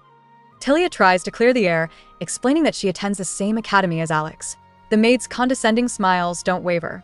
Fed up with their silent judgment, Tilia firmly states she isn't some woman of the night and orders them to leave. As she defiantly begins dressing herself, the doors suddenly fly open. A disheveled Alex rushes into the room, demanding to know why there's so much commotion and if something has happened. The maids freeze in shock at his sudden appearance. Alex grabs Tilia's arm, confused why she's leaving when she said she was hurt. She coldly tells him to forget it, trying to walk past. He stops her, insisting she get treated and eat breakfast before she goes. Tilia scoffs, sarcastically asking if this is his standard routine for the women he brings to the annex. She questions if a priest and a meal are part of the package. Stung by her words, Alex tiredly admits it is. Tilia snaps that she doesn't need his consideration, but he grabs her arm again, refusing to let her leave. Alex tries to guilt her into staying for breakfast, dramatically claiming the chef went all out for their first guest in a while. Tilia isn't buying it and asks what any of that has to do with her. Suddenly, his tone shifts. He leans in close, whispering that she needs to take a special tonic because of what happened between them. Stunned into silence, Tilia can only glare at him, calling him the absolute worst. Ignoring her insult, Alex calmly orders his butler to prepare the treatment anyway. The butler looks on, horrified. Against her will, Tilia receives the treatment from an attendant, silently fuming over Alex's arrogance. After she's done, she's presented with a small gift box. Confused and annoyed, she asks why she's being given this, stating that the medicine was more than enough. She wonders if this is just another step in his well-practiced routine for his overnight guests. A ghostly image of Alex appears before her, holding out the box. He confidently tells her to take it, smugly declaring that he knows she likes this sort of thing. Riding in a luxurious carriage sent by Alex, Tilia finally arrives back at the Ambrose estate. But her ordeal is far from over. An attendant opens the door, confused by the unfamiliar vehicle parked out front. Before Tilia can even step out, a sinister figure blocks her path. It's her father, Baron Ambrose, greeting her with a chilling grin. He ominously asks if his daughter is finally home. Tilia freezes in terror. She just escaped one trap, only to walk right into a much more dangerous one. Her father's rage erupts. He smacks the gift from Alex to the ground, scattering the contents across the filthy floor. He screams, demanding to know where she's been all night, calling her a worthless girl who can't earn her keep. The Baron cruelly asks what she plans to tell the man who bought her. As his vicious words rain down on her, Tilia retreats into her mind. She desperately tries to shut it all out, telling herself that if she doesn't think, it won't hurt. This is all just a horrible nightmare. As the Baron's vicious words wash over her, Tilia's mind detaches. A fleeting memory of Alex flashes by, a moment she considers just as unreal as this waking nightmare. Her father sees her distant expression and mistakes it for a defiant smile. Snapping, he grabs her with terrifying force, demanding to know if she has a death wish. Suddenly, a panicked attendant bursts in, interrupting the terrifying scene. He shoves a package forward, stuttering that it's an urgent delivery from the one and only Davenport Duchy. The Baron freezes. The package from the duchy is not just one box, but a flood of extravagant gifts. Stunned, the Baron demands an explanation. An attendant nervously reads a card, announcing the presents are for Lady Tilia from Alex Davenport, the Duke's second son. Tilia flinches, expecting more fury, but the Baron's anger instantly evaporates. His shock morphs into a crazed, greedy grin. He realizes his daughter was with a powerful young duke, scolding her for not telling him sooner. The monster has found a golden opportunity. The peace doesn't last. Her useless brother, George, corners her, grabbing her arm. He excitedly asks if the rumors are true. Did the Davenport Duke really send her gifts? Tilia tells him to back off, but George presses closer. With a slimy grin, he asks if she truly spent the night with Alex. He then questions her about another man, Brad, wondering why he hasn't contacted her yet. George warns that even his patience has limits, implying he knows more than he's letting on. Tilia cuts straight through his slimy act, accusing George of knowing about Brad Leonold's twisted plan. Her brother stammers, trying to feign ignorance, but the fear in his eyes gives him away. Tilia turns the tables, threatening to tell Alex exactly how he tried to sell her off. Panicked, George begs her to stay quiet, pathetically claiming he did it for her own good. With ice in her voice, Tilia warns him to stay out of her life. As she walks away, George mutters that this mess is how she got entangled with the Duke.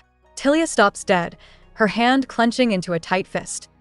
A cruel voice echoes in Tilia's mind, sneering that she should be grateful to be the young Duke's companion. It taunts her, saying that even as a second son, he's more than she deserves. The voice brutally crushes any hope she had for marriage, telling her to wake up to the truth. Alex is just playing with her. It disgustingly notes how a single intimate night earned her a mountain of flowers. As the cruel voice trails off, Tilia's despair finishes the thought that she should just beg for it all to end. The torment doesn't stop. A chilling memory surfaces, her own mother's sneering face, a venomous promise from the past. Her mother once swore that if Tilia ever lowered herself to become some rich man's plaything, she'd make her beg for death. This final, cruel memory shatters what little strength Tilia has left. Leaving her pathetic brother trembling in the hall, she stumbles back to her room. The crushing weight of it all sends her collapsing onto the bed, completely defeated and utterly alone with her despair. Tilia's hand tightens on the sheets. She knew the score. To a man like Ilex, she was just a temporary amusement. But she tried to convince herself it didn't matter, vowing to treat him just as casually. Recalling the sweets he gave her, she angrily crushes one in her palm. With a defiant glare, she declared that no one could hurt her. But the single tear rolling down her cheek told a completely different story, betraying the pain she refused to acknowledge. But Tilia refuses to break. She declares that no one can bring her to her knees. A cruel voice in her head sneers that she gets hurt because she's weak, that her naivety is proof of her stupidity. Ignoring the torment, she latches onto her one goal. She has to study. She must pass the exam. It's her only way forward. Elsewhere, amid the lively chatter of a lavish gathering, Alex Davenport makes his entrance. A voice calls out, asking if he's only just arrived. The voice belongs to Alex's older brother, Gilbert, who smugly points out that arriving late to a family event is just too much. The tension is palpable as a commanding voice, likely their father's, cuts in, ordering Alex to apologize at once. With no other choice, Alex bows his head low. He quietly apologizes to his father and mother for his tardiness. It's clear from the icy reception that this is no happy family reunion, and Alex is walking on eggshells in his own home. Gilbert sarcastically comments that he's thankful for their Sunday dinner tradition. He claims it's the only excuse he has to see his younger brother's face. Changing the subject, he brings up a rumor about Alex cherishing a certain young lady. He asks if it's true Alex has been sending her flowers and even replaced all the maids who dared to speak to her. Before Alex can answer, another voice angrily questions his decision to fire the head maid they had personally appointed, demanding to know if he thought that was acceptable. Alex's father coldly states that he made a mistake. Alex realizes with dread that even his private annex is no longer a place of refuge. The Duke continues his tirade, furious that Alex postponed his engagement to Cecilia. He says the Clayton family is displeased and reminds Alex that after being sent to a useless academy, the least he can do is avoid disgracing their name. His mother then coolly chimes in, instructing her son to treat Miss Cecilia well, questioning where else he would find such a devoted young lady. Gilbert continues his verbal assault, pointing out that Cecilia turned down heirs of prestigious families just for Alex, a man who won't even inherit a title. He sarcastically asks if that isn't what you'd call true love. Alex forces a smile, his hand clenching into a tight fist under the table. He detests these cold, repetitive family dinners, a charade of warmth that nobody wants.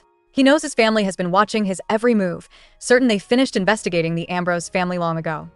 Alex's mind escapes the suffocating dinner table, flashing back to a happier meal.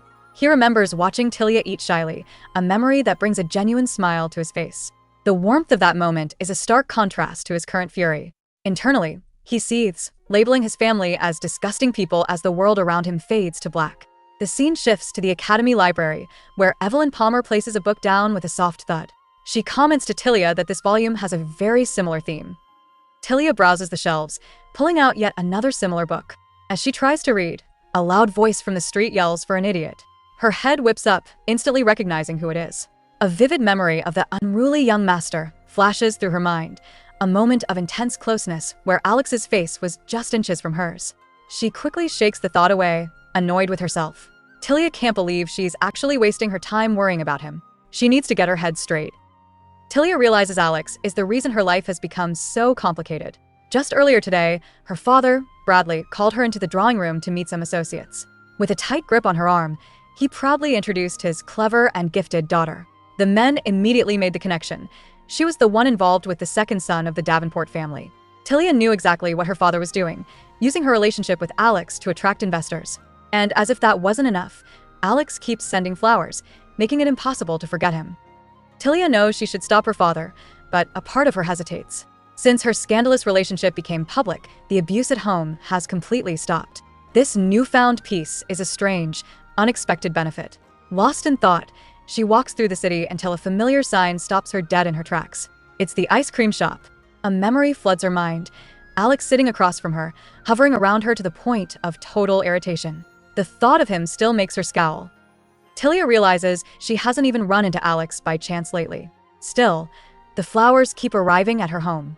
She scoffs, wondering if this is how wealthy men handle their affairs, paying a high price for a woman without ever truly being with her. Lost in her frustrating thoughts, she's startled by a cheerful welcome. An employee from the ice cream shop asks if she's alone. Tilia jumps, stammering that she was just passing by. But the enthusiastic worker insists she come inside, explaining they're having an anniversary giveaway. The shop employee calls it an anniversary event, but Tilia's mind flashes back to a different story. Alex once told her this was a place he used to visit with his ex-girlfriend. He had insisted they come here, acting like he desperately craved their ice cream. The memory makes her head spin. If he truly saw her as just a temporary amusement, would he have shared something so personal? The conflicting thoughts torment her. Looking back on their complicated time together, Tilia admits to herself that she just doesn't know anymore. Tilia's mind is a mess. She tells herself she doesn't care what Alex thinks of her. It would be so much easier to just write him off as some strange guy and be done with it. But then a conflicting memory surfaces, a vision of Alex being kind, giving a gift to someone who looked so happy to receive it. Tilia stands frozen outside the shop, totally lost. If their relationship was just a game to him, then why does he keep doing things that make her question everything she thought she knew? Autumn has arrived, and with it, the end of the long vacation. But the mood at Akasis Royal Academy is far from cheerful. The second semester is unusually quiet and tense. That's because the results of the first exam are out, and any graduating student who failed was permanently kicked out. The halls are filled with the gloomy faces of those who just barely passed. But Tilia and her friends are a different story. They're the relaxed survivors, celebrating their success, while everyone else feels the pressure.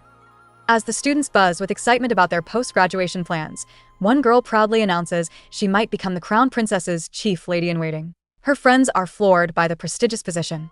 But nearby, another conversation takes a nasty turn. Two girls praise the ambitious student before throwing shade at someone who only causes scandals, a clear jab at Tilia. As Tilia walks past, she overhears them calling her shameless for pursuing an engaged man. They even make gross speculations about how she keeps him interested, while Cecilia looks on in disgust. The insults cut deep, and Tilia can only sigh in defeat. Her friends see her looking down, but before they can ask, Cecilia turns to face them. With a practiced smile, she asks Tilia what's wrong. Trying to avoid a scene, Tilia claims it's nothing, just happy to see them. One of her friends, however, isn't having it and starts to fire back. But Cecilia calmly raises a hand, cutting her off.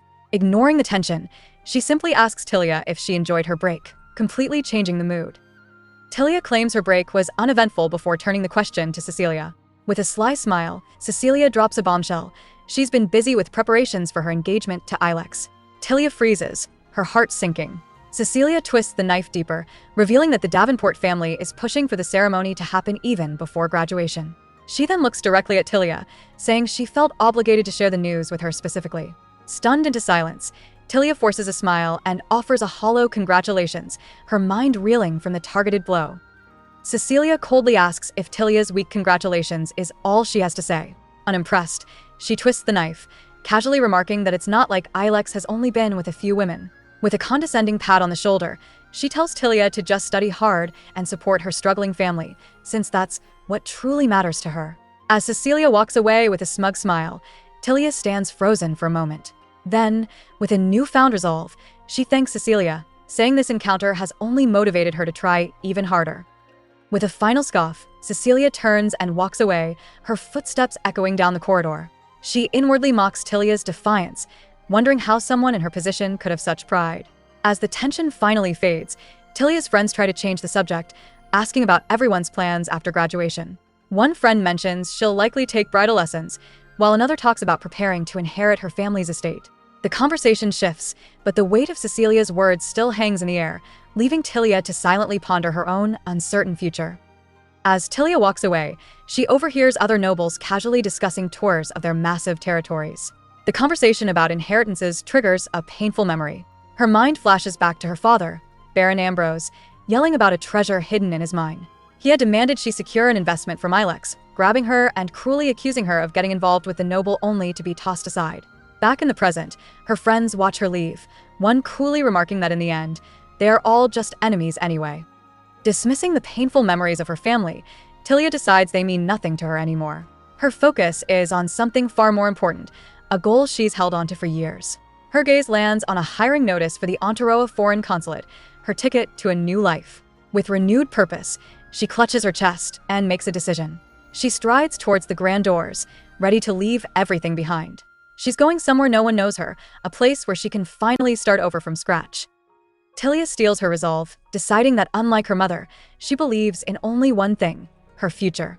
A bitter thought about Ilex and his many partners flashes through her mind, but she quickly dismisses it. Her focus is on the real life she plans to build for herself one day. Lost in her determined thoughts, she suddenly snapped back to reality when a single drop of blood splatters onto the pages of her book. A nosebleed. She covers her mouth in shock, her body trembling as she stumbles backward, completely overwhelmed. Overwhelmed and dizzy, Tilia stumbles backward, dropping a blood-stained handkerchief to the floor. Her vision blurs as her body gives out, but before she can hit the ground, a firm arm wraps around her. A calm voice tells her to stay still. Looking up, she's stunned to see Ilex Davenport kneeling before her. He gently presses a cloth to her nose with one hand and supports her with the other, his blue eyes filled with worry. He softly asks if she's okay, appearing at the exact moment she was trying to escape him. Overwhelmed, Tilia can only stare at the man she despises now tending to her so carefully. As she tries to pull away, Ilex gently presses her head down. He warns her not to lift her head, explaining it would only make things worse. Still shaking, Tilia weakly insists that she's fine, but her trembling hands give her away. Ignoring her protests, Ilex remains focused, his grip steady as he continues to care for her, refusing to let her go until she's safe. Tilia tries to focus on her studies, figuring a certain topic won't be on the upcoming exam. But a voice suddenly questions her from behind. It's Ilex. Tilia panics, instantly wondering if she misread the exam scope. He leans in close, whispering that her conclusion is actually better. Just as she feels a moment of relief, he suddenly rips the book from her trembling hands. Startled, She demands to know what he thinks he's doing as her notes go flying through the air. Ignoring her protests, Ilex flips through her stolen book, the pages rustling in the air.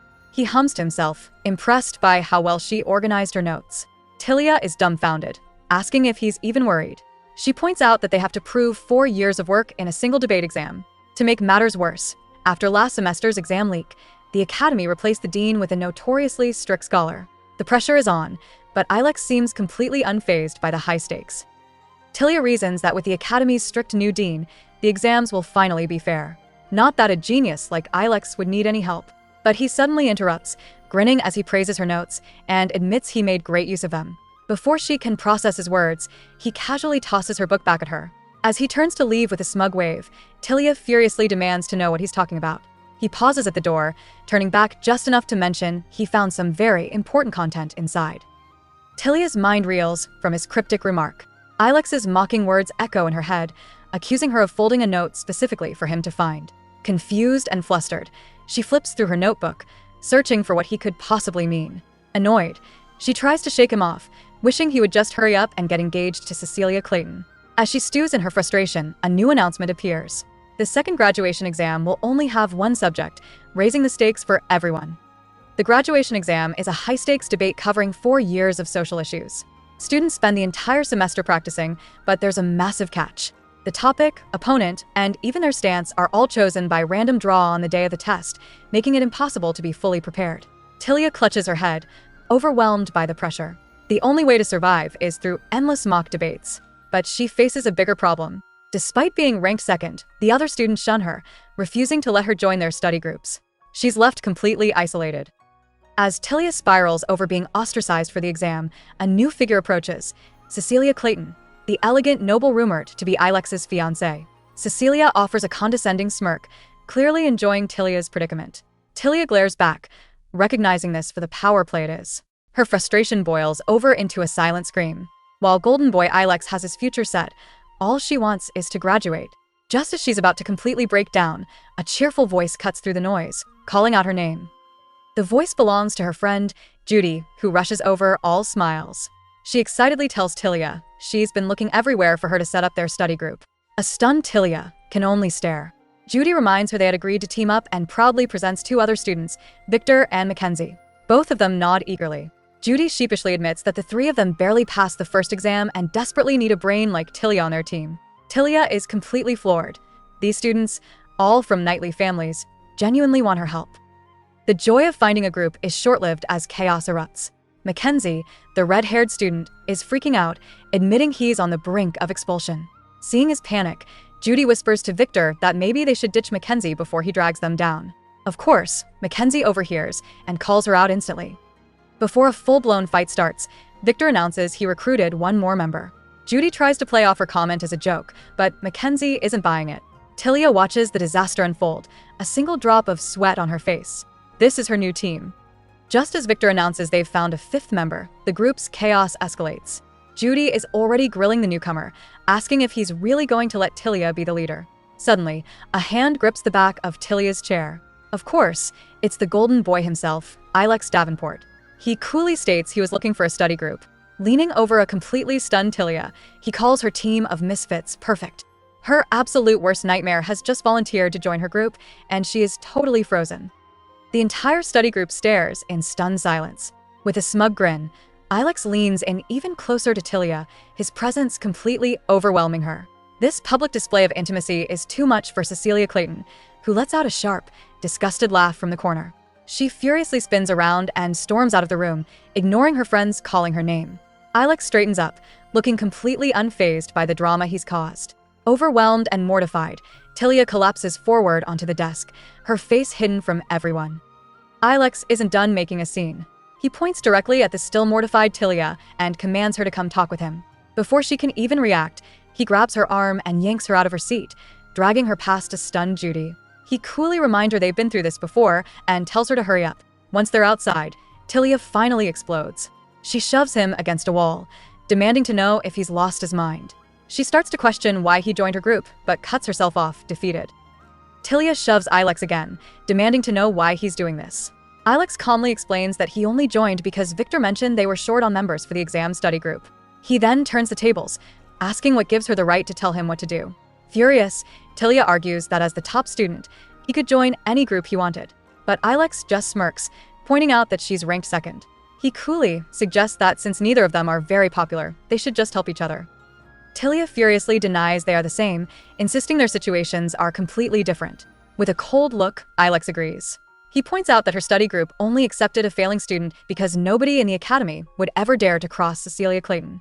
The bitter truth hits Tilia, triggering a memory of when she used to arrange flowers, bouquets that were only ever meant for Cecilia. In the past, Tilia was just a shadow serving the academy's queen, but now, she's the one receiving all the attention.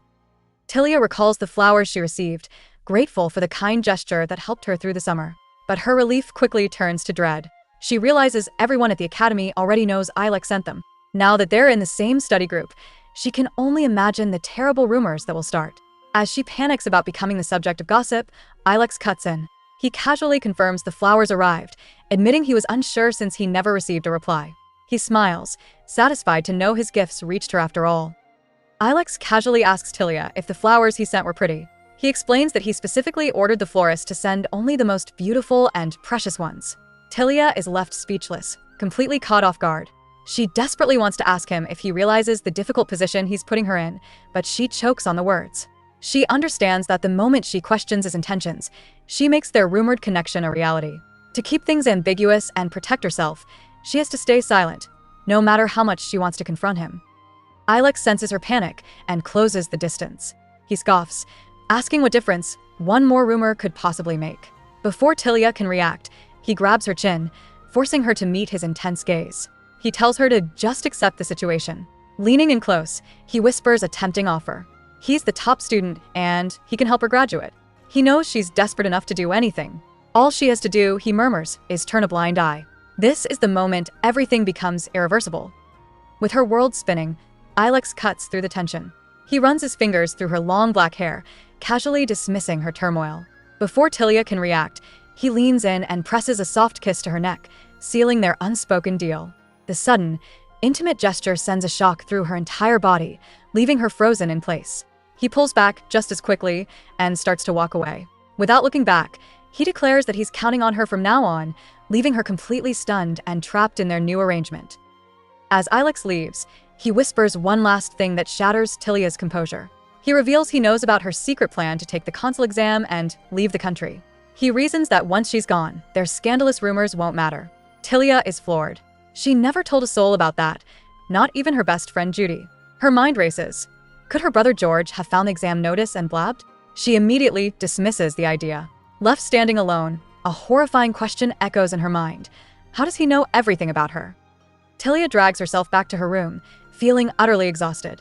She's shocked to find her best friend Judy waiting for her. Judy looks tense and tells Tilia there's something she needs to know.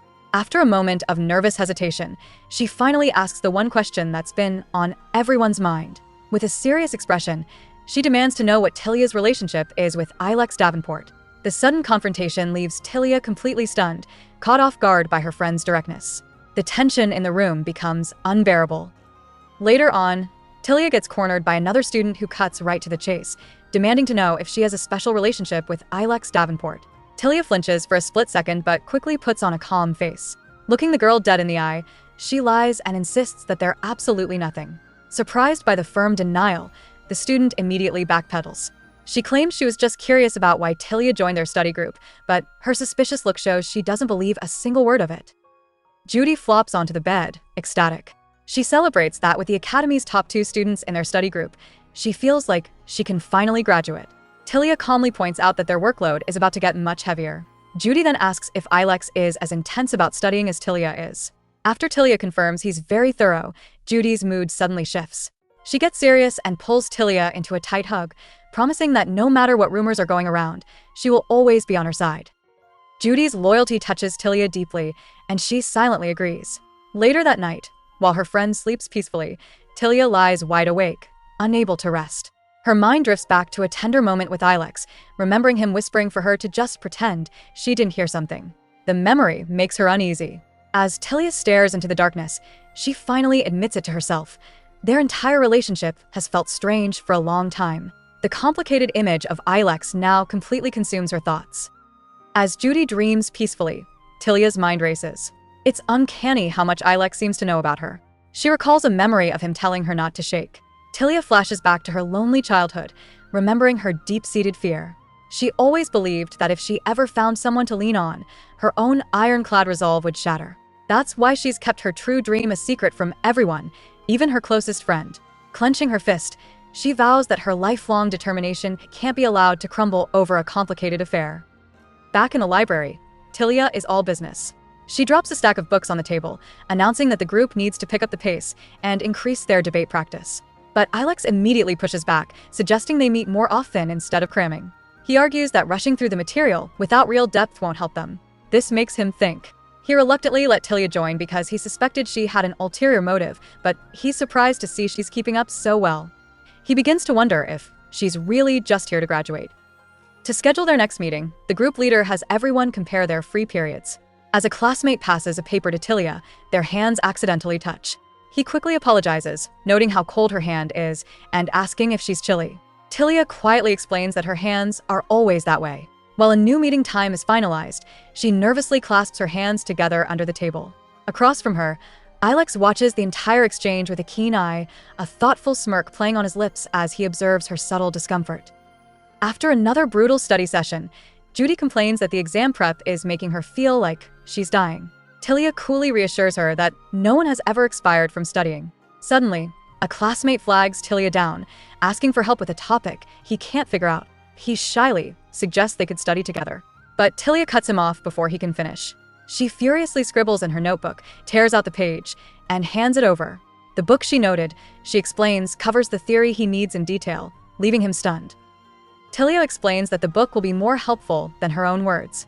With a final, sharp remark, she suggests that if he still needs help, he should ask Ilex Davenport, whom she calls the dog.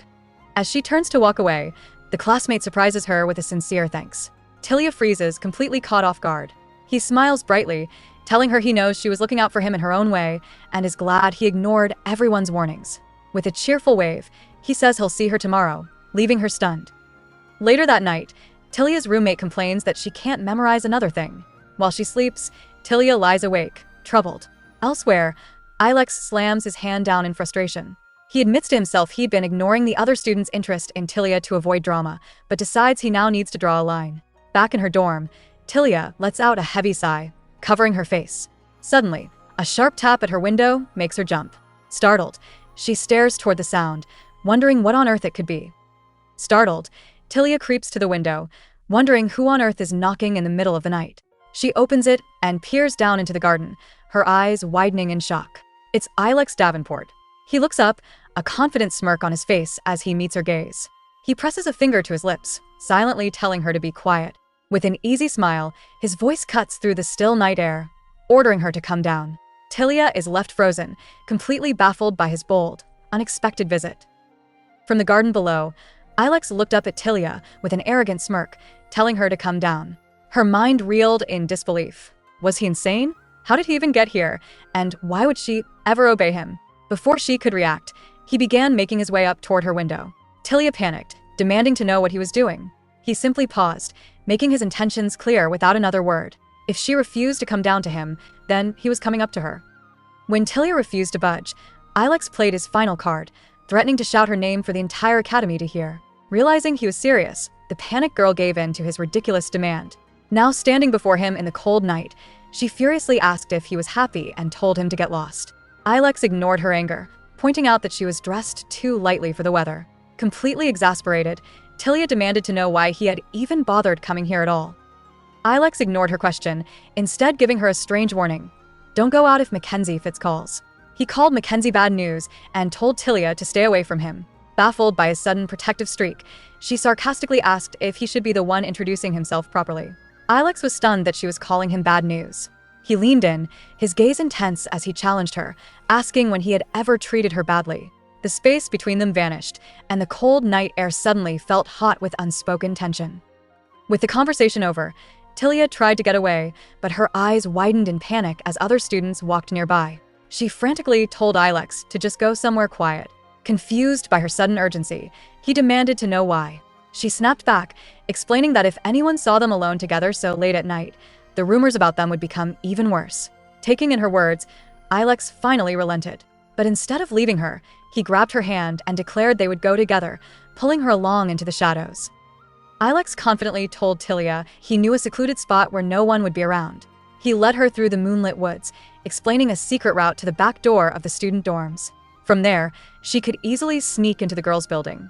He even warned her to watch her step in the darkness. Tilia was surprised he knew these hidden paths so well. But her expression immediately soured as she realized what that probably meant. She couldn't help but wonder how many other girls he brought to this very spot. Ilex urged her to hurry, warning that this secluded spot would soon be filled with couples trying to enjoy some private moments. He smugly offered to stay and hold her hand all night if she really wanted the rumors about them to get juicier. Flustered, Tilia snapped that he didn't have to put it like that and quickly followed him. As they walked, he changed the subject, asking about her conversation practice. She confirmed she'd read the books, but he pointed out that reading about something is completely different from actually doing it. Ilex suggested she find someone to practice her speaking with. Tilia scoffed, explaining it wasn't that simple. Finding a fluent Ontaroan speaker was hard enough, and she couldn't just tell everyone she was applying for the foreign consul exam. She insisted it was just easier to prepare alone. Ilex pushed back, asking why she couldn't find someone. As Tilia stared at her reflection in the water, he suddenly appeared beside her. He told her that he was right there, and with a serious look in his eyes, he declared that he would help. Tilia is completely stunned by his offer. Help her? She snaps back, demanding to know who he thinks he is. She calls him weird, telling him that if he just wants to tease her, he should just laugh at her openly instead of whatever this is. Internally, Tilia panics, knowing she needs to draw a line and stop this strange relationship from getting more complicated. But before she can spiral, Ilex cuts through her thoughts. He calmly tells her it's fine. She doesn't need to overthink it. She just has to nod. Before she can protest, Ilex pulls Tilia into a sudden embrace, holding her close. He whispers that if she just accepts his help, he will figure out all the details. Tilia is completely stunned, her body frozen by the unexpected closeness. Flustered, she tells him they should just pretend not to notice this strange connection between them, like they always have. For her, ignoring it all is just the easier option. But standing in his arms, her conflicted expression reveals it's not that simple anymore. Trapped in his arms, Tilia finds herself out of options and gives a slow, hesitant nod. A soft smile spreads across Ilex's face as he pulls back, quietly saying it's okay. Seeing her finally agree, he confirms that this is good. His fingers gently toy with the ring hanging from a chain around his neck, a look of pure satisfaction on his face. He has finally broken through her tough exterior, and it's clear he's not letting her push him away again. A cold snap hits the academy, and it's not just the weather. The second exam is right around the corner, and everyone is starting to freak out. Students whisper in the halls, terrified they'll fail and get held back a year. The big test is a group debate, and they only have 1 week to prepare. While the others are panicking, Tilia is already in the zone. She stands alone, practicing her arguments and declaring that responsibility and endurance are the most important qualities. She's not just here to pass, she's here to dominate. While practicing by the lake, Tilia proudly declares her commitment to her tasks, only for Ilex to correct her pronunciation from under a nearby tree. Embarrassed, she plops down beside him with a sigh. He reassures her that she's improved a lot. Tilia asks if he isn't tired, noting that he's helping her instead of studying. Unfazed, Ilex leans in close, gently touching her face. He turns the question on her, asking if she pulled another all-nighter and got a nosebleed like she did before. His concern is all for her. Tilia promises she won't push herself to the point of nosebleeds anymore. Pleased with her answer, Ilex unwraps a small chocolate and holds it out to her. She hesitantly accepts the treat as he asks if it's good. Tilia is completely flustered, wondering why she's letting him take care of her and why she feels so strange about it. Her confused gaze then drifts down to a delicate purple ring on his finger, leaving her with even more questions than before.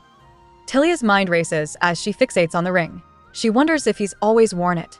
Suddenly, a memory of Cecilia Clayton surfaces, confidently talking about an engagement ceremony before graduation. The realization hits Tilia like a ton of bricks. The ring must be from her. Ilex notices her 1,000-yard stare and asks if she's tired. She quickly dismisses his concern, insisting she just zoned out. Trying to refocus, she asks to continue their practice, but her agitation is obvious. Unable to contain her swirling emotions, she snaps her book shut with a jolt. Tilia stands firm, clasping her hands to regain control. She declares her greatest strength is her judgment. She confidently states that she makes more realistic decisions than anyone else to achieve her goals. This means she knows precisely what to give up and what to prioritize. It's the reason, she insists, that she doesn't fail or make mistakes. The pages of her abandoned book flutter in the breeze. After listening to her intense declaration, Ilex simply watches her and says that her mindset is good. Tilia is completely baffled by his vague praise. Ilex smirks, asking if she wants more compliments. She immediately shuts him down, saying she doesn't need his approval. But then, he catches her off guard with some genuine encouragement. Ilex admits he hasn't said it before, but she's doing great, and no one would ever guess she started her studies late. He tells her congratulations. All that's left now is to pass. His words flip a switch inside her. Tilia's serious demeanor vanishes, replaced by pure excitement as she asks if he really thinks she can do it. Ilex enthusiastically confirms that she can. Suddenly bursting with excitement, Tilia asks if she'll get a certificate. She immediately decides she'll frame it and look at it every day. Lost in thought, she begins to imagine the life she's always wanted.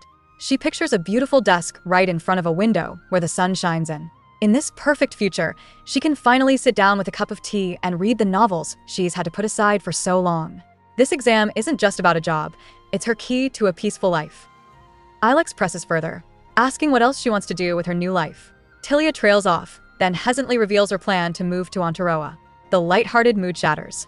Ilex realizes the finality of her words and asks if she intends to ever come back. Sitting under the quiet shade of a large tree, Tilia looks away and quietly confirms his fear. She states plainly that she is never returning. To her, this peaceful place with him feels completely cut off from reality, a strange, temporary escape she must leave behind. Tilia confesses that being with Ilex feels like a fantasy where their real-world problems disappear. She deludes herself into thinking that if things were different, their relationship could be too. Suddenly, Ilex breaks the silence, calling her name and taking her hand. He looks her dead in the eye and tells her that if she's really not coming back, then maybe they can become something different right now. His grip tightens as he begins to make a serious proposal, leaving Tilia completely speechless at his sudden declaration. Just as Ilex is about to confess, a sharp voice shatters their private moment. Tilia looks up in horror to see Cecilia Clayton staring down at them, demanding to know what they're doing. The color drains from Tilia's face as she realizes they've been caught. Consumed by rage, Cecilia brings up the rumors that have been swirling around the academy. She screams, her voice filled with betrayal, asking if it was true they'd been secretly fooling around all along. Their hidden relationship has just been blown wide open. Cecilia's voice cracks with rage as she confronts them. She screams, demanding to know if the rumors about them secretly meeting were true all along. Tilia is completely frozen, unable to process the situation as their private world shatters. Before anyone can speak, Cecilia's fury boils over again. Her face twists in disgust as she asks how they could possibly do something so vile behind her back. The vicious confrontation escalates, and their secret relationship is officially out in the open. Tilia stares in disbelief as Cecilia acts like the wronged party. With a smug laugh, Cecilia sneers that she always knew something like this would happen given Tilia's behavior. She launches into a tirade, accusing Tilia's beggar class family of trying to leech off the Duke's wealth. But before she can finish her venomous rant, Ilex's expression turns to stone. He cuts her off, his voice dripping with ice as he tells her to shut it. Stunned, Cecilia demands to know if he's angry at her, but he ignores her, stepping protectively in front of Tilia. Cecilia screams that she will be the one engaged to Ilex, no matter what. She spits that at best, Tilia will only ever be his mistress, blaming him for turning her into cheap trash. That's the last straw. Ilex's face darkens with pure fury, and he tells Cecilia she's about to see the worst man she's ever met. Ignoring her taunts, he grabs Tilia's shoulder and pulls her away. As they leave, he throws one last warning over his shoulder, promising that Cecilia will regret what she's done. As they walk away, Cecilia stands frozen, seething with anger. She screams that they will definitely regret this. Tilia is still in shock, but Ilex just pulls her forward, leaving Cecilia's furious reflection behind them in the water. Far from the chaos, Cecilia's desperate shouts for Ilex echo in the distance. He finally stops and hangs his head, quietly apologizing. He admits he never wanted Tilia to see that dark, angry side of him. Tilia shakes her head, insisting that's not it at all. Confused by her sudden change in demeanor, Ilex calls her name. Inside her mind, Tilia is in turmoil, telling herself to get a grip. She knows she needs to take responsibility for what she's about to say. With newfound resolve, she clenches her fist. She looks at him and calls his name, her voice shaking just a bit. Referencing their earlier conversation, she nervously asks if he truly meant what he said. The air grows thick with unspoken feelings as she waits for his answer. Ilex suddenly grabs Tilia's shoulders, his expression twisting in pain. He cuts himself off and tells her to forget everything that happened today. Tilia is floored, barely able to ask if he's serious. He insists she must forget Cecilia's insults and, more importantly, what he himself said. He tells her to go to Aotearoa and finally live the life she always wanted. As the wind whips around them, Tilia looks at him with disbelief, her voice trembling as she asks if he truly means it. With a pained expression, Tilia confirms that she means it. Ilex quietly agrees, and they begin to walk away, a heavy silence hanging between them. Internally, Tilia resolves to forget everything. This is for the best. Things will go back to how they were. She tells herself that soon, she will graduate and leave this place behind for good. Only then will the real life she has always dreamed of finally begin, a life where he is just a memory she's trying to erase. As Tilia tries to focus, she reassures herself that her future is a place where no one will bother her. But as she drifts off to sleep, a vision of Ilex appears, smiling brightly as he calls her name. Tilia shoots up in her seat, startled to find herself at her desk. It was just a dream. Exhausted, she quietly pleads for just one more chance. The next day, an administrator announces the details for the second exam, outlining the debate topics and group assignments. The next big challenge is here. The professor announces that the debate groups will be determined randomly. Students line up to draw their fate from a wooden box. The room is silent until the professor calls out a name. Cecilia Clayton, Group 32. Tilia's friend Judy nudges her, giddy that even the popular Cecilia got stuck in the last group. Judy chirps about how fair the lottery must be, but Tilia barely registers it. When the professor finally calls Tilia's name, she closes her eyes. This is good, she thinks. Let them live happily ever after together. Tilia tells herself she'll just step aside and let fate take its course. She reaches into the box and pulls out her token. A moment later, the professor's voice rings out, assigning Tilia Ambrose to Group 32. Her eyes widen in horror, the same group as Cecilia. As Tilia turns, she sees Ilex looking back at her. But the real explosion comes from Cecilia, whose elegant expression twists into pure rage. She silently curses the damn lottery for pairing her with the one person she can't stand. The day of the second graduation exam arrives. Inside the waiting room, students nervously prepare for their turn. Since they're the last group, they know the examiners will be exhausted, putting them at a major disadvantage. One of Tilia's teammates groans, annoyed that the previous group is taking forever. Another student panics, declaring they're doomed and that the professors won't have the energy to listen properly. His fears are dead on. The examiners are already mentally checking out, casually planning tonight's dinner menu instead of focusing on the students. The defeated student just slumps. One teammate's eyes, grateful they aren't the absolute last group. While Cecilia seems bored out of her mind, Tilia remains completely focused on her notes. She doesn't care about the order or who's on her team. She's here to pass. Suddenly, another student announces it's their turn.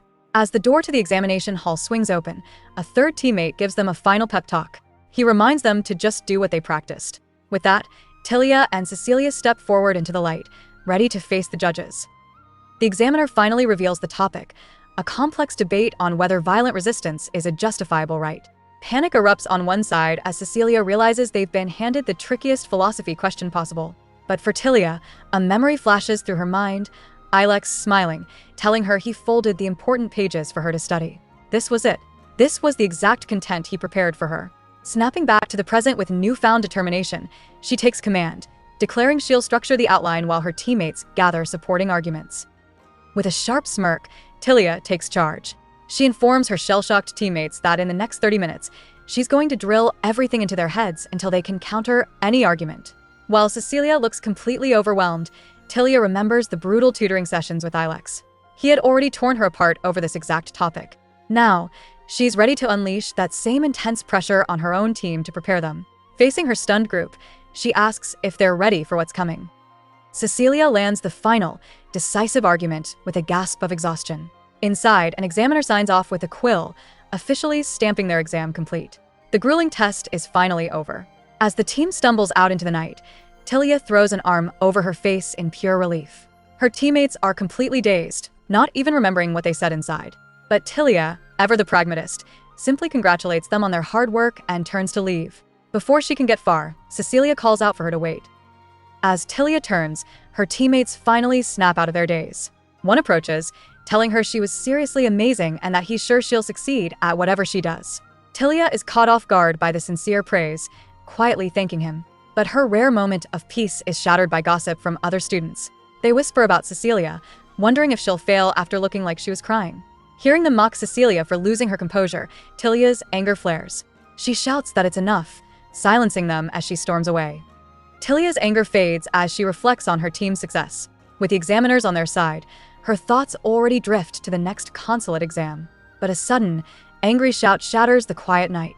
Annoyed by the commotion, Talia mutters that someone would have to be incredibly stupid to start a fight now. A second yell pierces the air, and she recognizes the name being screamed. Ilex. Her eyes snap toward the sound, and she freezes. There, in the middle of the courtyard, Ilex Davenport is throwing a heavy punch at another student. Without a second thought, Talia lunges forward and grabs Ilex's wrist, stopping him mid-swing. She furiously yells at him, asking if he wants to get expelled and telling him to quit being an idiot. Ilex just stares back, completely stunned by her intervention. After letting him go, Talia instructs a nearby student to take the injured guy to the infirmary. Her gaze then snaps back to Ilex, who's still processing what happened. She glares at him and asks if he knows what she's about to say. He just glares back, looking completely cornered. Talia drags Ilex into an empty room, demanding to know what he was thinking. She reminds him the dean is being extra strict right now, so why would he start a fight? Ilex just shrugs it off, explaining the guy was rude and didn't know his place, so he roughed him up a bit. Stunned by his ridiculous excuse, Talia asks if he's an 11-year-old, but Ilex just smirks, firing back a casual, "So what?" leaving Talia completely speechless. What is wrong with this guy? Ilex closes the distance between them, turning the tables on her lecture. He questions if she acts like an 11-year-old in all situations, asking if she forgot what they did in this very room. A flash of memory hits Talia, a heated, passionate moment between them that leaves her blushing. Back in the present, Ilex has her completely cornered against the door. He leans in, his voice low and intense as he says her name. Stunned into silence, Talia can't form a coherent thought. He stares down at her, demanding to know what's on her mind. Flustered, Talia stammers, pretending not to know what he's talking about. To regain her composure, she boldly declares that nothing ever happened between them. But Ilex completely ignores her denial and flips the script. He suddenly asks why she wanted to go to Ontaroa so badly. He presses forward, saying she acted like she'd die if she didn't pass the exam. Caught completely off guard by the intense and personal question, Talia is left utterly speechless. What is he playing at now? Cornered, Talia finally admits the truth. It's all about money. Her family is broke, and she explains that finding a decent job in Kansas is almost impossible for a noblewoman. Ontaroa is her only real option. She tries to brush him off and leave, but Ilex stops her dead in her tracks. He grabs her wrist, arguing that plenty of jobs are available for academy graduates. Flustered, she tells him to drop it, but his expression suddenly turns desperate. With a pained look, he pleads, asking why she really has to leave. Talia finally reveals the truth. She has to leave because of her father and brother. In a painful flashback, she knows they would just take any money she earns. Worse, she fears they would marry her off to some old noble before she ever got a job. For Talia, staying in this country is a trap she can never escape. Ilex listens intently, his expression unreadable. Annoyed by his silence, she asks if her story sounds ridiculous to a pampered noble like him. In that moment, he finally understands everything. Talia's deepest fear is laid bare. She never told anyone her story, not because she feared support, but because she was terrified no one would care, leaving her completely alone in her pain. Snapping back to reality, she desperately tells him to forget everything. But Ilex won't let her escape. He reminds her that she's the one who wanted to erase their past first. Trying to regain control, Talia insists they'll have no reason to be involved after graduation. Before she can finish, he slams his hand against the wall, trapping her completely. Trapped against the wall, Talia stares in shock as Ilex leans in. He asks her a dangerous question. If her father and brother weren't in the picture, would it be okay for her to stay? Confused, she can only manage a weak reply. He clarifies his chilling suggestion. What if they were all gone? The tension snaps, shifting into something intense and overwhelming. As he moves even closer, her school bag slips from her numb fingers and crashes to the floor, completely forgotten. The air between them practically sizzles. Completely overwhelmed by his chilling proposal, Talia breaks away and bolts down the empty hall, her footsteps echoing frantically. Ilex doesn't follow. He simply stands in the doorway, his intense gaze fixed on her until she disappears. Later, Talia is snapped out of her daze when her friend Judy rushes over. Judy grabs her, panicking, and asks if she's okay. She explains that after Ilex got into a scuffle with another student, both he and Talia vanished. Worried sick, Judy had been looking for her everywhere. Tilia apologizes for being so out of it, touched that Judy was waiting for her. Judy brushes it off with a hug, understanding her friend was going through something. Later, Tilia needs answers. She asks Judy to explain why Ilex and Brad Leonolds got into a scuffle. She admits she heard Ilex's version, but doesn't trust a word of it. Hesitantly, Judy agrees to tell her the real story, warning that it involves her directly. She explains that after the exam, Brad said something that triggered Ilex, causing the fight to erupt instantly. Judy explains what really happened with Brad Leonolds. His friends had been teasing him for being so persistent with Tilia. Smugly, Brad bragged that she was exactly his type. He then made some truly crude remarks, saying he pitted Tilia because she'd be discarded soon anyway. The final straw came when he declared that if her family ever sold her off at auction, he would gladly take her. Tilia listens, horrified. Judy says she froze in disbelief, but Ilex was a different story.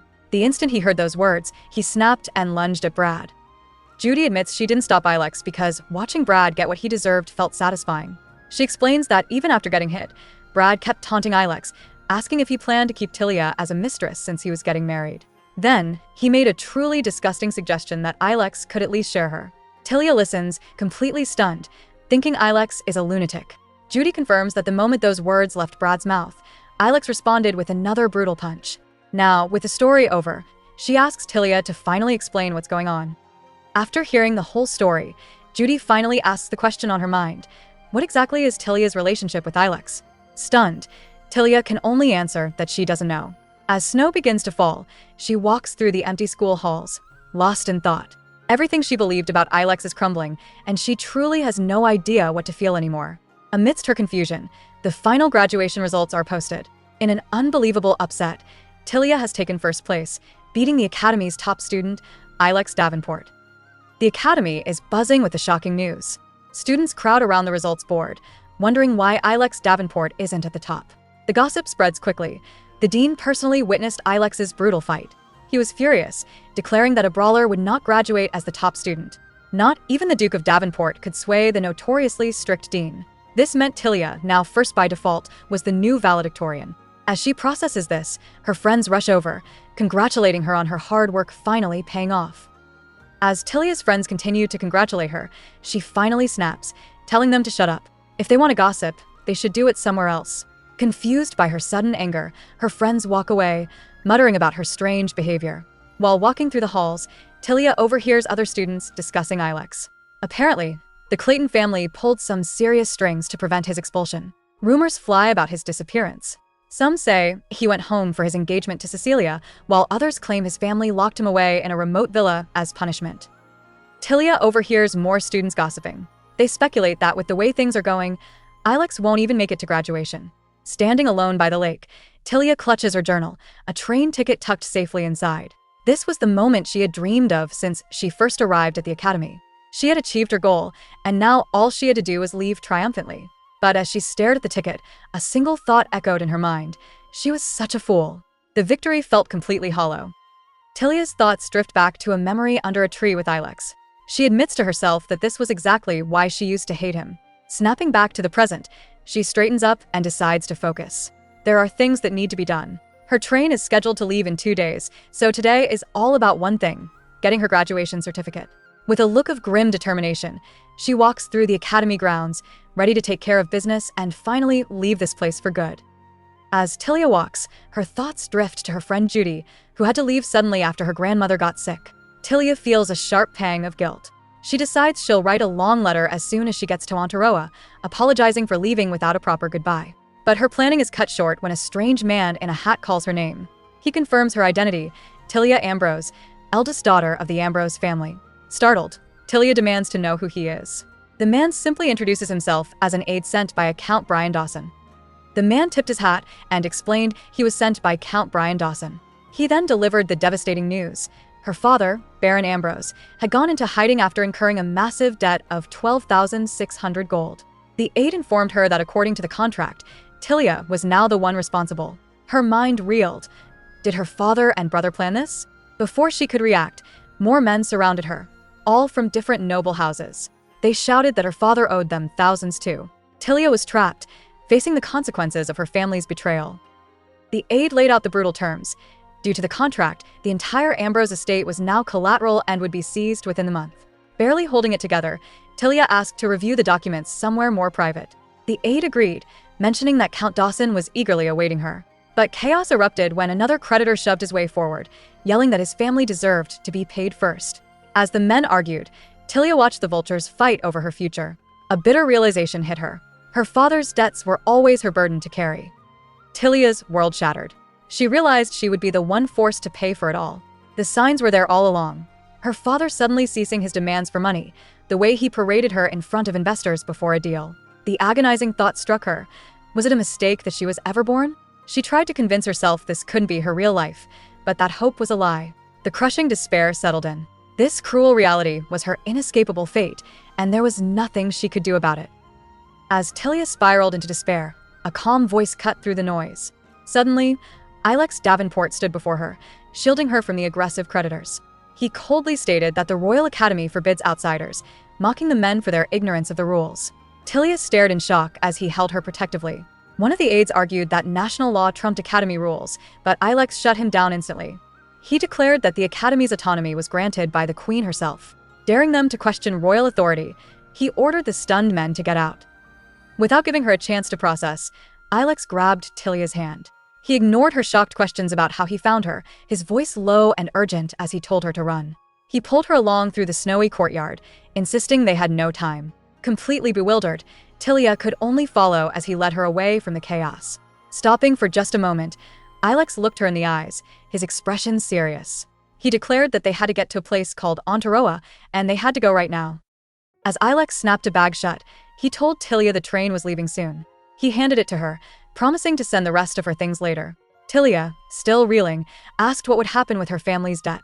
Ilex stunned her by declaring that he would simply pay it off. He explained the debt wasn't the real issue. The bigger problem was her father, who had gotten involved in illegal arms smuggling. Looking at her with pained eyes, Ilex confessed he was doing all this because he failed to protect her. Tilia grabbed Ilex's arm, desperately telling him to go. She warned him that if he stayed, he'd get implicated in her family's crimes. But Ilex refused to even consider it, vowing he would never watch her get locked up. At the station, the final boarding call for the Ontaroa train blared over the speakers. Ilex did a final check, asking if she had packed everything, even her graduation certificate. Tilia confirmed she had it all, but then her eyes widened in panic. She realized she didn't have a ticket to get on board. Ilex calmly produced a ticket for her. He also gave her a map with an address, explaining he'd already paid a year's rent in advance. Tilia was stunned silent as he added that he had 2 other locations ready if the first one didn't work. He then handed her a pouch of cash for expenses, warning her to be careful. As a final measure, he took a ring from around his neck. He told her to sell it if she needed more money, but Tilia recognized it immediately, shouting that it was an engagement ring. Tilia assumed the ring was for Cecilia, since he was already engaged. Ilex looked shocked for a moment, then burst out laughing. He told her to stop saying such ridiculous things. At that moment, the final boarding call rang out. Panicking, Tilia realized she was out of time. Before she could even move, Ilex grabbed her. In one swift movement, he lifted her and shoved her onto the departing train. As he watched her go, he softly told her to take care. Standing on the platform, Ilex assured Tilia not to worry about things back home. He explained that Parliament's authority wouldn't reach her at the consulate in Ontaroa. Overwhelmed, Tilia demanded to know why he was going to such lengths for her.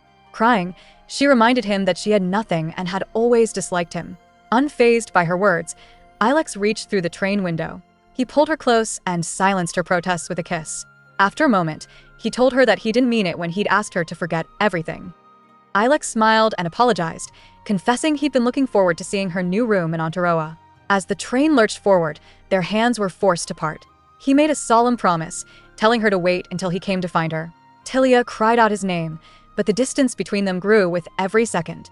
Watching her depart, Ilex quietly pleaded for her to wait for him. A train attendant then led a dazed Tilia toward her first-class cabin, finalizing their sudden separation. A train attendant suddenly stops Tilia, looking at her with confusion. She explains that Tilia is holding a first-class ticket and should be in a private compartment, not the third-class car. Flustered, Tilia quietly thanks the woman and heads to her room. Alone, the train rattles as she pulls out the ring Ilex gave her, now worn on a chain. The jewelry triggers a painful memory of her own mother showing off a beautiful brooch, a gift from her father. As she recalls her mother's words about his past kindness, she clutches the ring tightly. The memory becomes vivid. A young Tilia desperately pleaded with her father to help her injured mother. But he was cold, calling his wife a foolish woman who fell on her own. He refused to take any responsibility for what happened. That day, Tilia came to a harsh conclusion. Her mother's belief in love was her downfall. Vowing to be smarter, she resolved to live freely and independently, never letting anyone else sway her. Back in the present, her painful thoughts are broken by a mother and child passing by her cabin door. As the train car is bathed in the golden light of the setting sun, Tilia is overwhelmed by regret. Tears stream down her face as she mentally apologizes to Ilex. She confesses that she never hated him, she was just terrified. All this time, she was afraid his feelings would be her downfall and that, one day, he would inevitably betray her. Her spiraling thoughts are suddenly cut short by a vivid memory of Ilex's voice, his sincere confession echoing in her mind. He told her he loved her. Tears stream down Tilia's face as she is crushed by a wave of regret. She finally admits to herself that she never should have run away from him. A memory of Ilex surfaces in her mind. He had once asked her to wait for him, and now, she decides it's her turn. She makes a silent promise that this time, she will be the one waiting. Filled with new resolve, she pleads for him to come and find her, vowing to wait as long as it takes for their reunion.